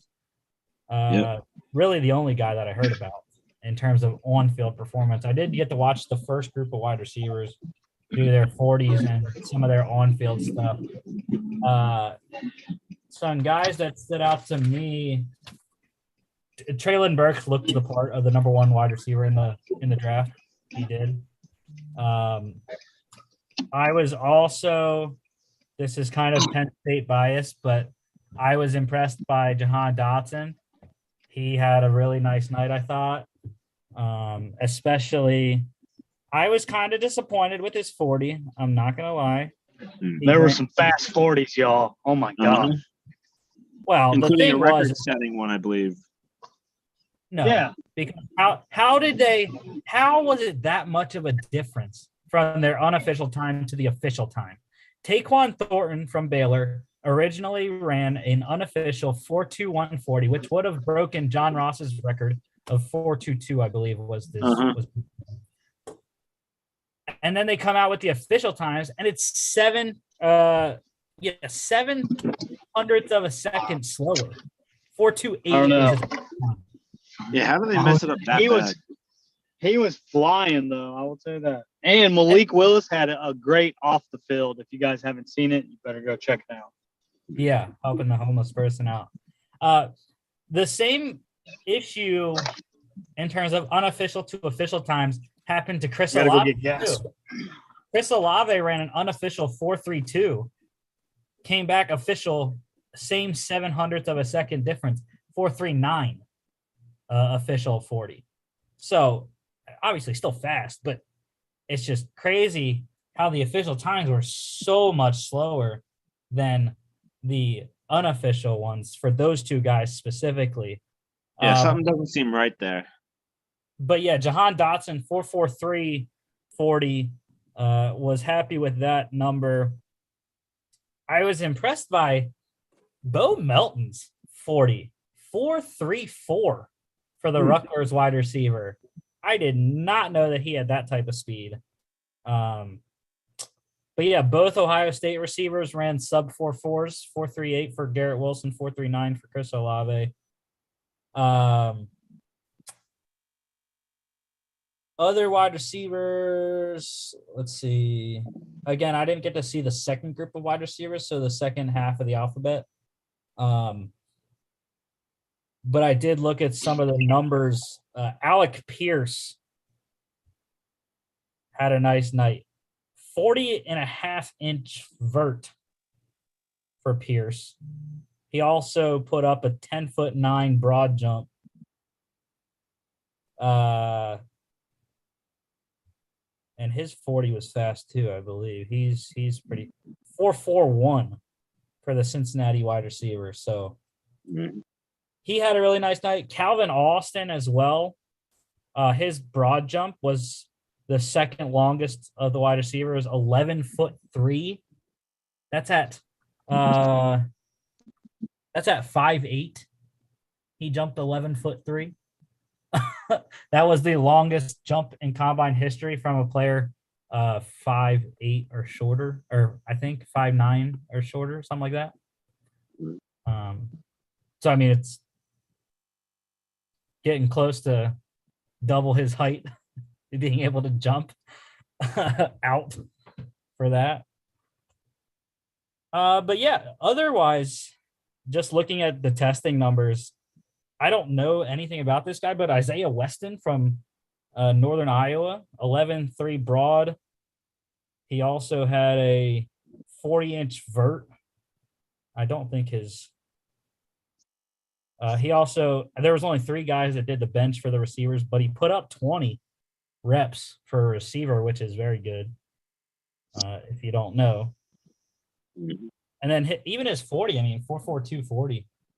Very good for UNI receiver Isaiah Weston. So maybe a late round guy to look at there.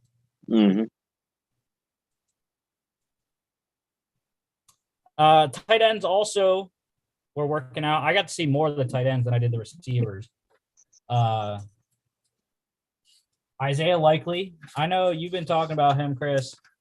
He had a nice night. Had a lot of good catches. I'll get back to my thinking here. That's the defense. Yeah. Isaiah Likely, though, had a nice night for Coastal Carolina. Trey McBride looked just like Traylon Burks did, looked like number 1 wide receiver. Trey McBride most definitely looked like the number 1 tight end. Very smooth in his routes, caught everything, soft hands. Nice night for him. And Daniel Jeremiah's number 1 tight end, Greg Dulcich, also had a good night. Again, I thought Dulcich has to work on his blocking, but otherwise, wasn't too bad.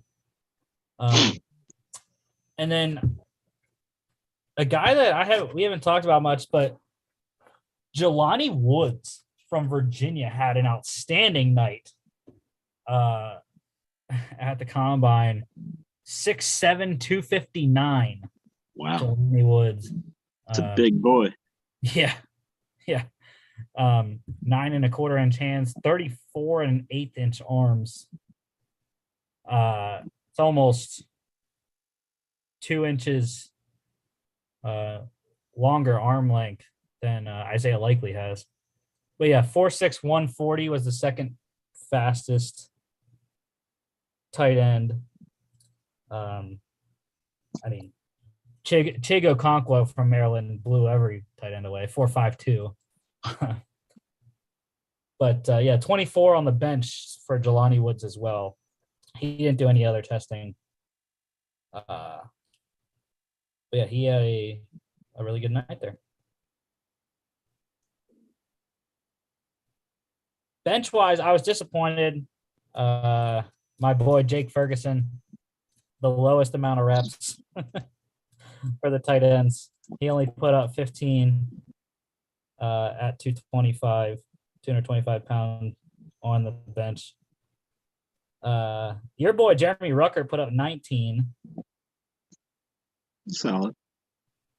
But yeah, Isaiah Likely 36-inch vert.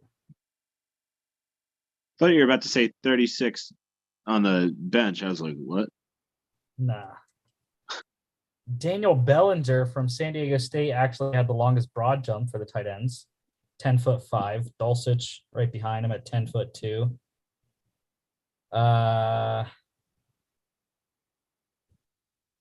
And yeah, I mean, Likely and McBride were my two stars for the tight ends, anyways, at the combine. Yeah, I'm hoping that the Jets have the opportunity and do draft McBride with their second round pick, which I think is 38th overall, 36, something like that. So he could be there. Yeah, and then talking about the quarterbacks, we got the answer that everyone wanted on Kenny Pickett early yesterday morning when they were weighing in and getting measured. It was not a good result for Kenny Pickett. Back 8.5-inch hands. So this is what everyone's doing right now. This is what everyone's doing. 8.5 inches, put it across the paper. And I can't even really do it right because it's like difficult to hold the paper up. But I know I have at least 8.5-inch hands, So my hands are just as big, if not maybe a tad bigger than Kenny Pickett's, which is kind of disappointing, but yeah, considering he's probably almost a foot taller than you.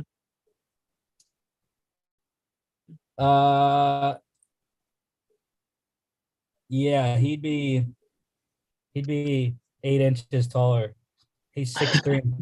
He's 6'3.25". Yeah. But Desmond Ridder, fastest 40 there, 4.52. Yeah, I don't know if you saw the video. I think Mahomes, I don't know if he posted it, but I know he commented on it. But somebody made a video of Ridder, Mahomes, I think Russell Wilson, Marcus Mariota, and I think there was one other quarterback. I can't remember who, but they kind of had all of them layered on top of each other with their 40s, and Ridder blew everybody else out of the water. Yeah. But it was funny, though, because the two slowest quarterbacks in that group were the two best, Mahomes and Russell Wilson. So to me, that video just showed me that the quarterback speed doesn't really mean a lot. Now put Lamar Jackson on. Well, yeah. What did he run in the 40? I don't know. 4.4. I know that. But yeah, Ridder really was the physical star for the quarterbacks, testing numbers. 36-inch vert led all quarterbacks, 10'7" broad led all quarterbacks. He got beat by E.J. Perry, the quarterback from Brown, in the 3-cone and the 20-yard shuttle, but I don't think those two tests matter for quarterbacks. So I guess we should have some numbers. Oh, we don't have running back numbers for the 40 yet. We do have bench numbers for the running backs, though, going on right now. Hassan Haskins, 27 bench. Massive bench there. Lowest number for running back bench was Greg Bell out of San Diego State, 17. And then you look at offensive line. Zion Johnson, Boston College, 32 on the bench. Lowest was very, very sad for an offensive lineman anyways, not for me. But Obina Easy, offensive tackle from TCU, only 18 as an offensive lineman.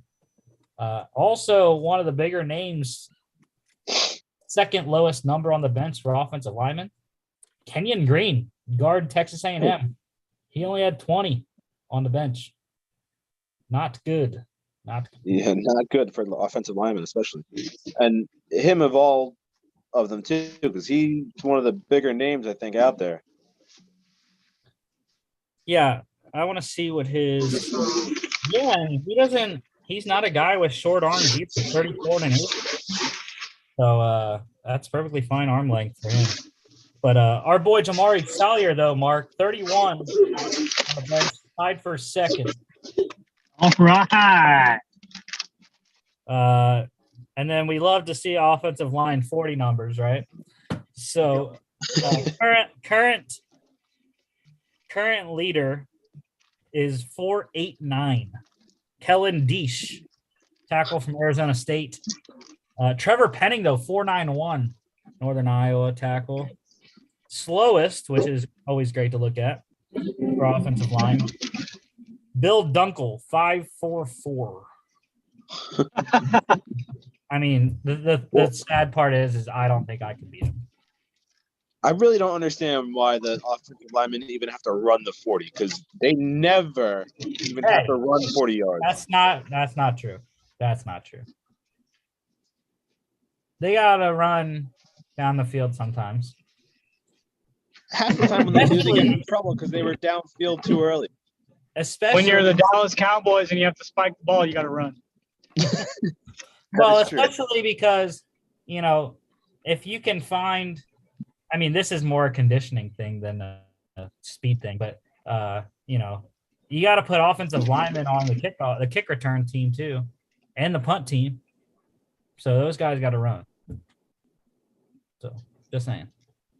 But yeah, Dunkel, not even that big either to run the slowest time of offensive line. 6'5", 328. So, when you look at, you want to know what, did he run? Where's he at? Oh, come on. Tell me he ran, please. Oh, I don't know if offensive line 40s are still going on right now. I don't have the stream up for the combine. God dang. I wanted to see what Daniel Fa'alele was going to run. 6'8", 383. I was very intrigued. Just like I'm intrigued to watch Jordan Davis run tomorrow night. Yes.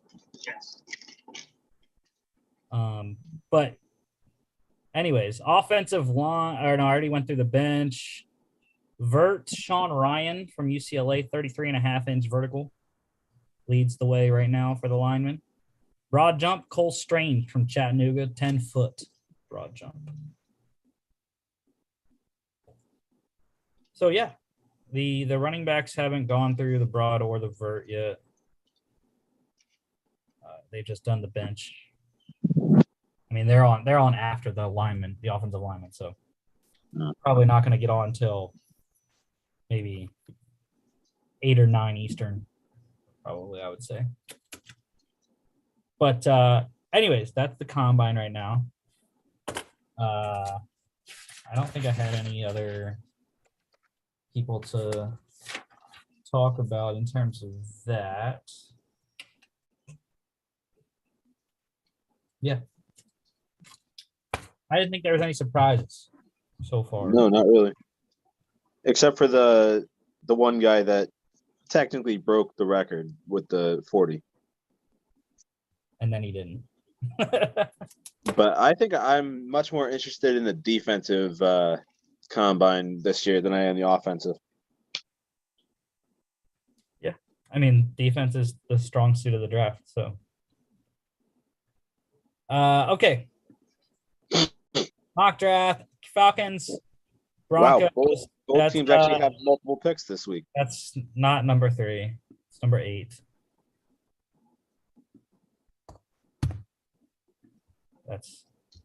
Now it's good. Number 8, though. Falcons have number 8 overall. Second round, they got number 43. Their other second round pick, number 58. That's the Julio Jones pick from the Titans. And then third round, number 74. The Broncos, plethora of picks here. Number 9 overall, number 40 in the second round. Number 64 from the Rams, Von Miller trade. 75 in the third, and 96 in the third, also from the Rams and the Von Miller trade, which is going to be a great trade for the Broncos. They got a second and third round pick for the Rams to have him for one season, not even half a season. Well, I don't think the Rams care because they just won the Super Bowl. So, well, he like did his job.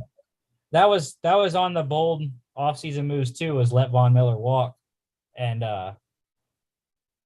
it made sense what they said at the end of that. They're like, the Rams they won their last 3 playoff games. They won by 3 points each game.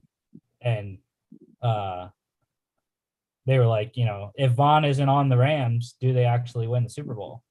Probably not. When you look at it, look at what his stats were. He had 6 tackles for loss in the 4 playoff games, and 12 tackles for loss in the regular season games he played with the Rams. So,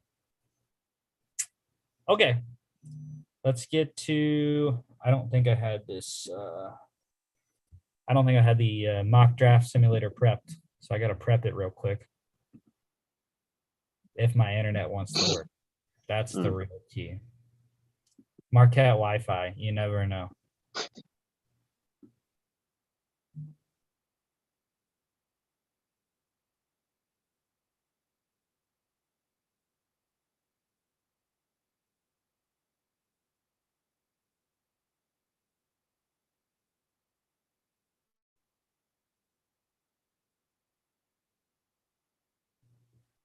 Oh, and you're back.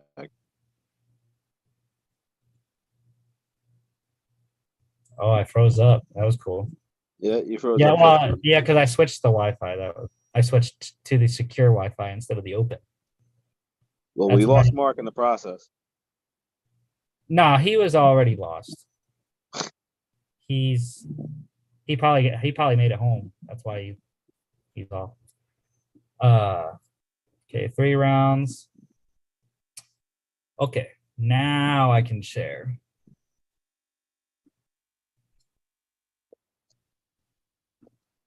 Okay, here we go.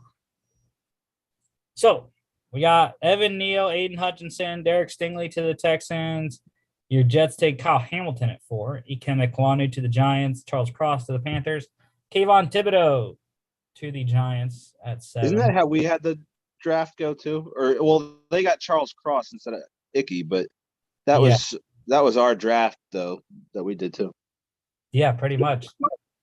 Because Aiden Hutchinson actually went to the Lions this time instead of the last 2 times we did it, where they took Kyle Hamilton. But interestingly, Surprising that the Texans went too. Yeah. You know what though? I actually put in a futures bet the other day for the number 1 draft pick, and I put $10 on Ike Ekwonu to go number 1 because it was good value at plus 600. $10 to win $60. I thought was a decent shot. That's not bad. Now we got the Falcons pick here at number 8. And I think that there's 2 players here to debate between. One being that top player on the board right there, Sauce Gardner, because we all know how bad the Falcons defense has been. Or go on the other side of the ball because there's so many questions regarding that receiver room and go with that top receiver available. Yeah. It's weird though, when you look at the Falcons' needs in terms of what the draft network has as their needs anyways, they don't have corner very high at all. Corner's all the way to the right. Oh, I know, but Gardner is just, I think, a very, very solid option. I mean, I know edge is another big need of theirs, but I feel like they could come back around and get edge with their next pick because edge is a very deep position in this class, I think. Yeah, I mean, I definitely agree. I think, best player available is by far Sauce Gardner, unless you want to go with Traylon Burks, which like they have is higher up on the need. I don't know, but like I said, those are my two options there. For me, it would be Gardner or Burks. Yeah, I mean, in terms of me being a GM, I do think the teams that consistently win do go best player available, unless you're talking about a top 5 pick or a quarterback, which Falcons are not going to do this year, like they should have done last year. But yeah, I think Sauce Gardner has to be the pick. Yeah, I like it. So the Broncos. Now this is where the draft gets interesting at 9.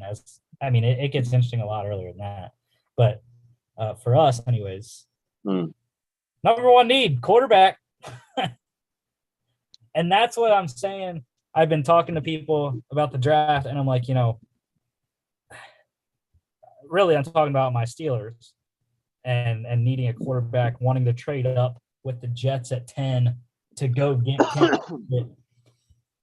But that's if he's there at 10. Yeah. Because, the Broncos are the first team in the draft that needs a quarterback for sure. Yeah.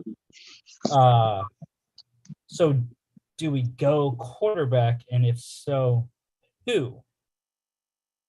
I mean, there's a lot of factors you have to think about too when you're like as the Broncos, because they do play at Mile High for half the season. So there is that different atmosphere there than there is at other stadiums around the league. Mm-hmm. So you got there's always that factor. And so I feel like you definitely need a mobile quarterback there for Denver.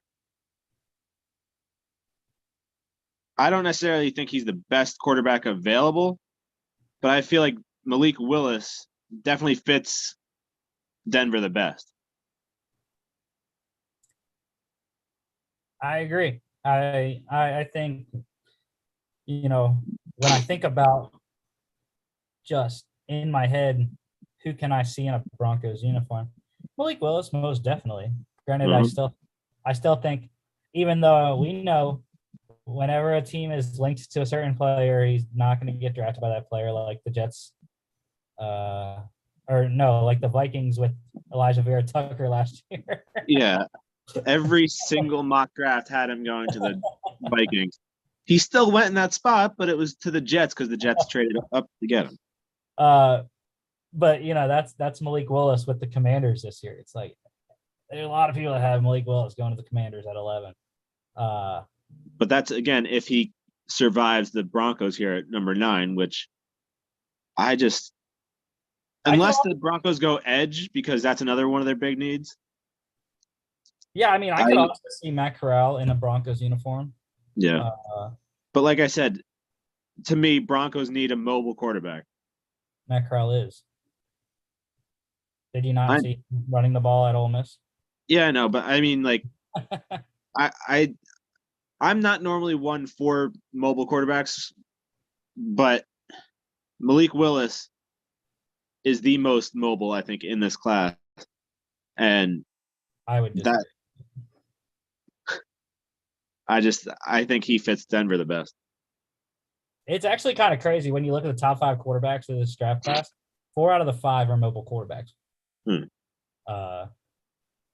Pickett being the only one that's not. Kenny Pickett is a prototypical pocket passer. Which is why he fits Pittsburgh so well. Well, apparently Pittsburgh wants a more mobile quarterback. But I still think Kenny Pickett is mobile enough, as you saw the fake slide in the bowl game.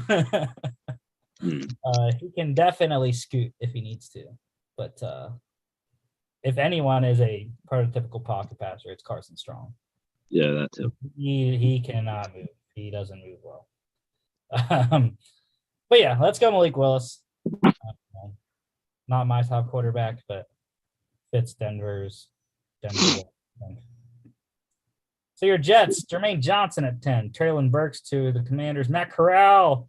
Holy quarterback run. Vikings and Browns, Kenny Pickett to Cleveland, Trayvon Walker for the Ravens, David Ojabo, Andrew Booth to the Eagles, Trent McDuffie for the Chargers, Jameson Williams to the Saints, Trevor Penning for the Eagles, Tyler Linderbaum to the Steelers, Roger McCreary for the Pats, Devontae Wyatt for the Raiders, George Karlaftis to the Cardinals, Jordan Davis to the Cowboys, Perry and Winfrey for the Bills, Kyler Gordon for the Titans, Garrett Wilson for the Bucks, Bernard Raymond for the Packers, Drake London to the Dolphins, Chris Olave for the Chiefs, Kenyon Green to the Bengals, Nakobe Dean for the Lions, Cameron Thomas for the Jags, Jahan Dotson to the Lions, Zion Johnson to your Jets, Devin Lloyd for the Giants, Boye Mafe to the Texans, Daniel Fa'alele. You get the big man. And then Tariq Woolen to the Bears. So Broncos back up. Wait, I just want to comment on the picks that we just went through, just a couple of them. One, I find it hilarious that the Browns went and stole your pick there. And it just feels like something that might actually happen.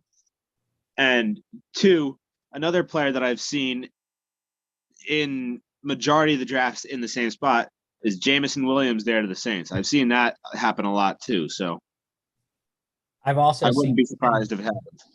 I've also seen Kenny Pickett to the Saints too. Mm. But here we go with the Broncos' second pick. They need an edge rusher. They need their Von Miller replacement. So, there's not a lot of edge rush at the top of the second round here because they all went in the back end of this first round. Yeah. But we do have some safeties. They don't really need a safety. It's a top 5 need for them though. They do need linebackers, even though it's after those guys. All three of their linebackers are their top 3 inside linebackers are all free agents. Top edge is Logan Hall, which isn't a bad pick from Houston. I see him as more of a 4-3 end than a 3-4 outside linebacker, which is what Denver runs. So then if you're looking for that guy, again, Enagbare, I don't think is that type of guy. Josh Pascal would be that guy. But the Broncos have they have another pick that they could get him in. So they're the top 2 safeties available. Also, corner is a top need for them, but I don't think there's any corners here. No. Not for a while. Khair Elam. Khair Elam is the next one, yeah.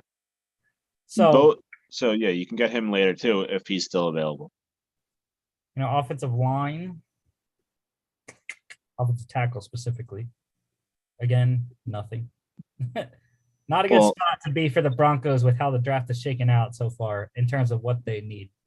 Yeah, so I would go with one of 3 guys in this scenario. I'd go with one of those safeties or Christian Harris there at the bottom because they do need linebackers. At least it's a need of theirs, according to the website. I think one of those 3 guys is pretty much what I would debate between. Yeah, I think it's going to be one of the safeties to pair with Justin Simmons, and I think it's going to be Dax Hill because I think Simmons is their free safety. He is their coverage guy, and Dax Hill is more of a box safety in my mind, anyways. Jaquan Brisker is a lot better in coverage, but can play up in the box as well. So, but I think Dax Hill would have to be the pick. On safety. So Seahawks, Logan Hall. Look at that. Logan Hall goes one pick after it. The Commanders get their guy finally, Desmond Ritter. And then the Falcons are up. So we went corner number 1. If we're just going best available, I mean, if we need to, they need a safety too. But do we help the defense or do we help Matt Ryan in his last 2-ish years with the Falcons? Because David Bell's sitting there. Kenneth Walker's sitting there. I mean, if we were going to go offense, I'd probably go Walker over Bell. But I'm not really that concerned about the offense because, I mean, I know that they really don't have the receivers right now. But if they could somehow snag one in free agency, and we're still unsure about what's going on with Calvin Ridley. If he comes back, then you have him again.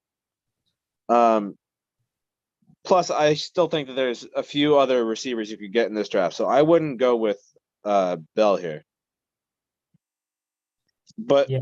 we've already said how historically bad the defense has been. And why not beef up the secondary even more and go with somebody like Brisker there? Yeah, they have no money, by the way, Chris, to sign any free agents.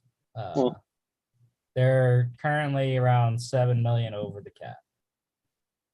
That's not terrible, though. That can be easily fixed. Not so easily with the Falcons because they already restructured Matt Ryan's deal and Jake Matthews' deal, which they talked about again on. I'm referencing that bold offseason moves a lot, but very informative. The Falcons' bold offseason move was to trade Grady Jarrett because he is the one contract that's big that can get a lot of money off the books to allow them to operate. Because I think they said signing all the draft picks and a couple free agents would get them to somewhere around 13 million over. So essentially trading Grady Jarrett would alleviate that entire situation. And they'd get a high draft pick for him too. So one of the best defensive tackles in the league. But yeah, I think Jaquan Brisker is the guy. Unfortunately for the Falcons, they do need a lot of edge, but just like the Broncos needing it, this part of the draft, we don't have any edge rushers. Kingsley Enagbare, but he is 61st on the board. That's at the end of the round. Mm-hmm. And the Falcons have another pick, but the Titans pick at 57. Yeah. So, and he's an option if he's still there. Yeah. So Brisker, it is. Hey, Penguins. Let's go. Jake Gensel, baby. 1-0 Penguins over the Hurricanes. DeMarvin Leal to the Browns. Travis Jones for the Ravens. Kyer Elam to the Vikings, of course. They took a corner. David Bell. Hey, that's a hometown pick right there. David Bell going from Purdue to Indianapolis. There's Enagbare. Kingsley Enagbare to the Chargers. Lewis Seen. I like that pick for the Saints. Mm-hmm. Christian Harris to the Dolphins. Again, that just seems like a Dolphins pick. Sean Ryan for the Eagles. Nicholas Petit-Frere to the Steelers. Darian Kendrick for the Raiders. Brian Asamoah to the Patriots. Kenneth Walker to the Cardinals. Interesting. Jalen Petrie for the Cowboys. That's a Cowboys pick. Josh Pascal to the Bills. So we still have no edge rushers because the Bills just took the one that I kind of wanted for the Falcons. And there's literally nothing. But I think, we could stretch. Sam Howell is there. Just saying. Sam Howell is there. The running backs are there. We can also keep a guy in state. Keep George Pickens in state if we want. Or we can go down and get Arnold Ebiketie, who I think would do just fine in the Falcons system. Wait, do we have another pick with the Falcons or no? They have their 3rd round pick, which is 74. So, I mean, I think there's a chance that he would still be there for that pick. So I don't know if we really need to stretch for an edge right now. He is ranked He's literally ranked a pick before they pick. But the teams have been passing on these running backs and quarterbacks. So, I mean, that's really the question here. Do they like any of the quarterbacks enough to draft one and be the eventual successor? I'm kind of surprised that Howell has fallen this far. Again, though, do we want to, go get a wide receiver to help Matt Ryan? It is the 4th greatest need. But I think if you're going to go wide receiver at 74, you can do, like Wandale. Yeah.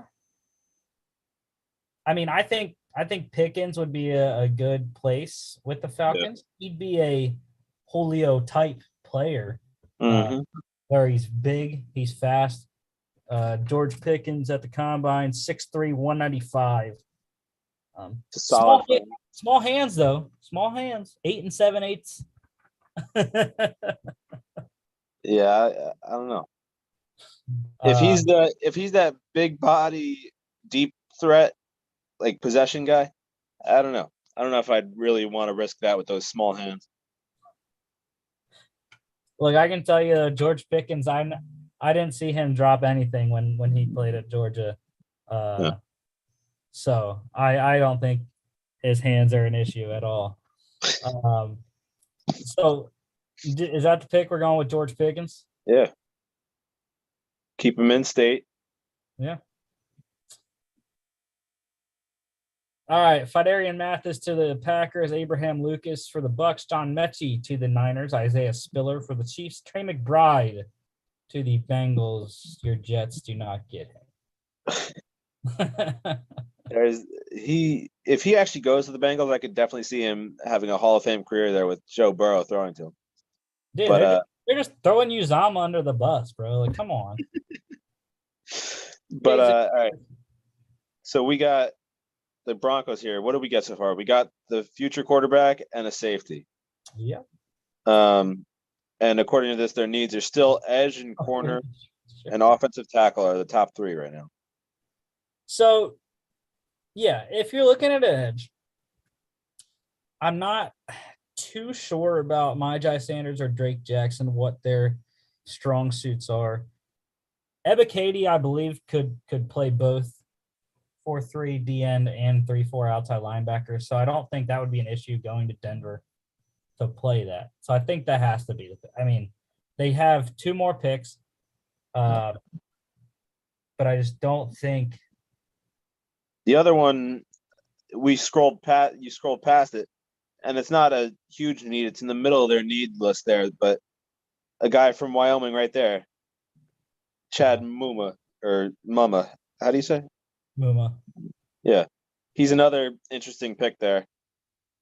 But I think edge is a much bigger need. Yeah. Yeah, I think we got to reach for this one. I don't think he can wait much longer. Well, especially since we were going to pick him with the Falcons if he was still there. Yeah. So that he would not have been there for the next pick for the Broncos. Jags go Tyler Smith, Mario Goodrich for the Lions. There's Sam Howell. Sam Howell to the Giants. Kirby Joseph for the Texans. I like that. Likely. There you go. You got a tight end, finally. I'll take that. Christian Watson for the Jags. Rasheed Walker to the Bears. Cordell Volson for the Seahawks. Damari Salyer to the Commanders. Little offensive line run there. Back on the Falcons. That's what the Falcons need, too, is offensive line. Yeah. There ain't no tackles here, though. They just went. Those 2 just went. Well, do we want to go Sanders there? Because that's their biggest need. Yeah. And I think Myjai Sanders feels like a Falcons pick. Just that's a gut feel right there. Mm-hmm. So, yeah, sure. Myjai Sanders. Broncos back up right next. Do we have any corners? No. Got a lot of tight ends and linebackers. There you go, Taylor, right there is the next corner at 92. We can get him with our last pick. Broncos still got one more. Linebacker. Yeah, we got to go Chad Muma at this point. Like I said, their top 3 inside linebackers are all free agents. So, and there's no tackles either. Yeah. So, Chad Muma, it is. Darian You got to be Kennard. right on one of these because we picked him in every draft so far. Zachary Carter for the Vikings. Calvin Austin to the Browns. Sky Moore for the Chargers. Carson Strong, Texans, 3rd-round quarterback. Interesting. Back years. Breece Hall for the Giants. There you go, Saquon's replacement. Yeah. Drake Jackson for the Colts. Darian Beavers for the Eagles. Matthew Butler for the Steelers. Damari Mathis for the Pats. Wan'Dale Robinson for the Raiders. Jalen Weidermeyer to the Cards. Nick Bonito for the Cowboys. Dylan Parham for the Bills. Cade Otton for the Titans. Jeremy Ruckert to the Bucks. Sam Williams for the Packers. Michael Wright for the Niners. Damone Clark for the Chiefs. That's a pick right there. Kyle Phillips to the Bengals. Heck yes, the Buffalo Sabres scored. Let's go. All right, we're going back-to-back linebackers. Leo Chenal. No, just kidding. But we have a corner. You were right, Chris. Alante Taylor is still there. Him and Marcus Jones. I like Jones better, but it depends what you want. Alante Taylor, in my mind, is a outside corner. He can play opposite of Pat Surtain. If you want a slot corner, that is Marcus Jones all day, and he is going to give you return value as well in kick and punt returns. So, I mean, like you said, though, they already have Pat Surtain on the one side, on the outside. I don't think they necessarily need to go outside again. I think they should solidify the inside the slot and go with Jones. I'm down with that. I like Marcus Jones. So, all right, finishing up Lions. Sterling Weatherford, Channing Tindall for the Browns, Alante Taylor to the Ravens, Andrew Stuber for the Saints, Tyreek Smith for the Dolphins, Nick Cross for the Chiefs, and Ed Ingram to the Super Bowl champs. So our picks for the Falcons and Broncos, we had a lot of them. This is probably the most picks we've had in the draft this so far. The Falcons, Ahmad Gardner at 8 from Cincinnati, corner. Broncos at 9, quarterback Malik Willis from Liberty. Broncos at 40, Daxton Hill, safety out of Michigan. Falcons at 43, Jaquan Brisker, safety out of Penn State. 58, the Falcons go George Pickens, wide receiver out of Georgia. 64, the Broncos go edge rusher Arnold Ebiketie from Penn State. Falcons at 74, Myjai Sanders, edge rusher for Cincinnati. Chad Muma, linebacker from Wyoming, to the Broncos at 75. And then Broncos at 96, Marcus Jones, corner out of Houston. Second round was very tough. Yeah. We couldn't find edge rushers at all until the late second and early third. I think we got some solid ones there, though, at the end. Especially Ebiketie, or however you say it. Ebiketie, yeah. I think, actually, the Falcons did better here than the Broncos did. Going best player available at 8, I think, was the right move. Not reaching for a pass rusher or whatever else. And then I thought Brisker and Pickens were very good picks as well at 58. So, yeah. Chris will have that up on the Instagram. You didn't post our last one, did you? I did today. I didn't. I don't think I saw it. I did right after you posted that that our friends were coming on today. That's probably why I didn't see it because I was already in show mode. Anyways, that is the show for today. We'll be back next Friday, breaking down all the NFL news from the week. And next Friday will be the last Friday show before free agency, so that'll be fun. And then we'll also continue our mock draft series numbers 13 and 14 with the Browns and Ravens drafts. I will be drinking a beer, maybe multiple beers for that show, considering I will have a midterm that day, the only midterm I have. So we'll need to de-stress, you know. But thank you, everyone, for watching. It was a great show, our longest show in a while, but that's because we had two awesome guests. Thank you, Dave. Thank you, Michelle, for both coming on today talking about Very NFL. insightful. Yeah, it was a great conversation at the beginning of the show.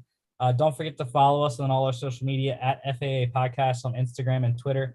FAApodcast.com is our website. You can check us out here on YouTube, Facebook, Spotify, Apple Podcasts, and iHeartRadio as well.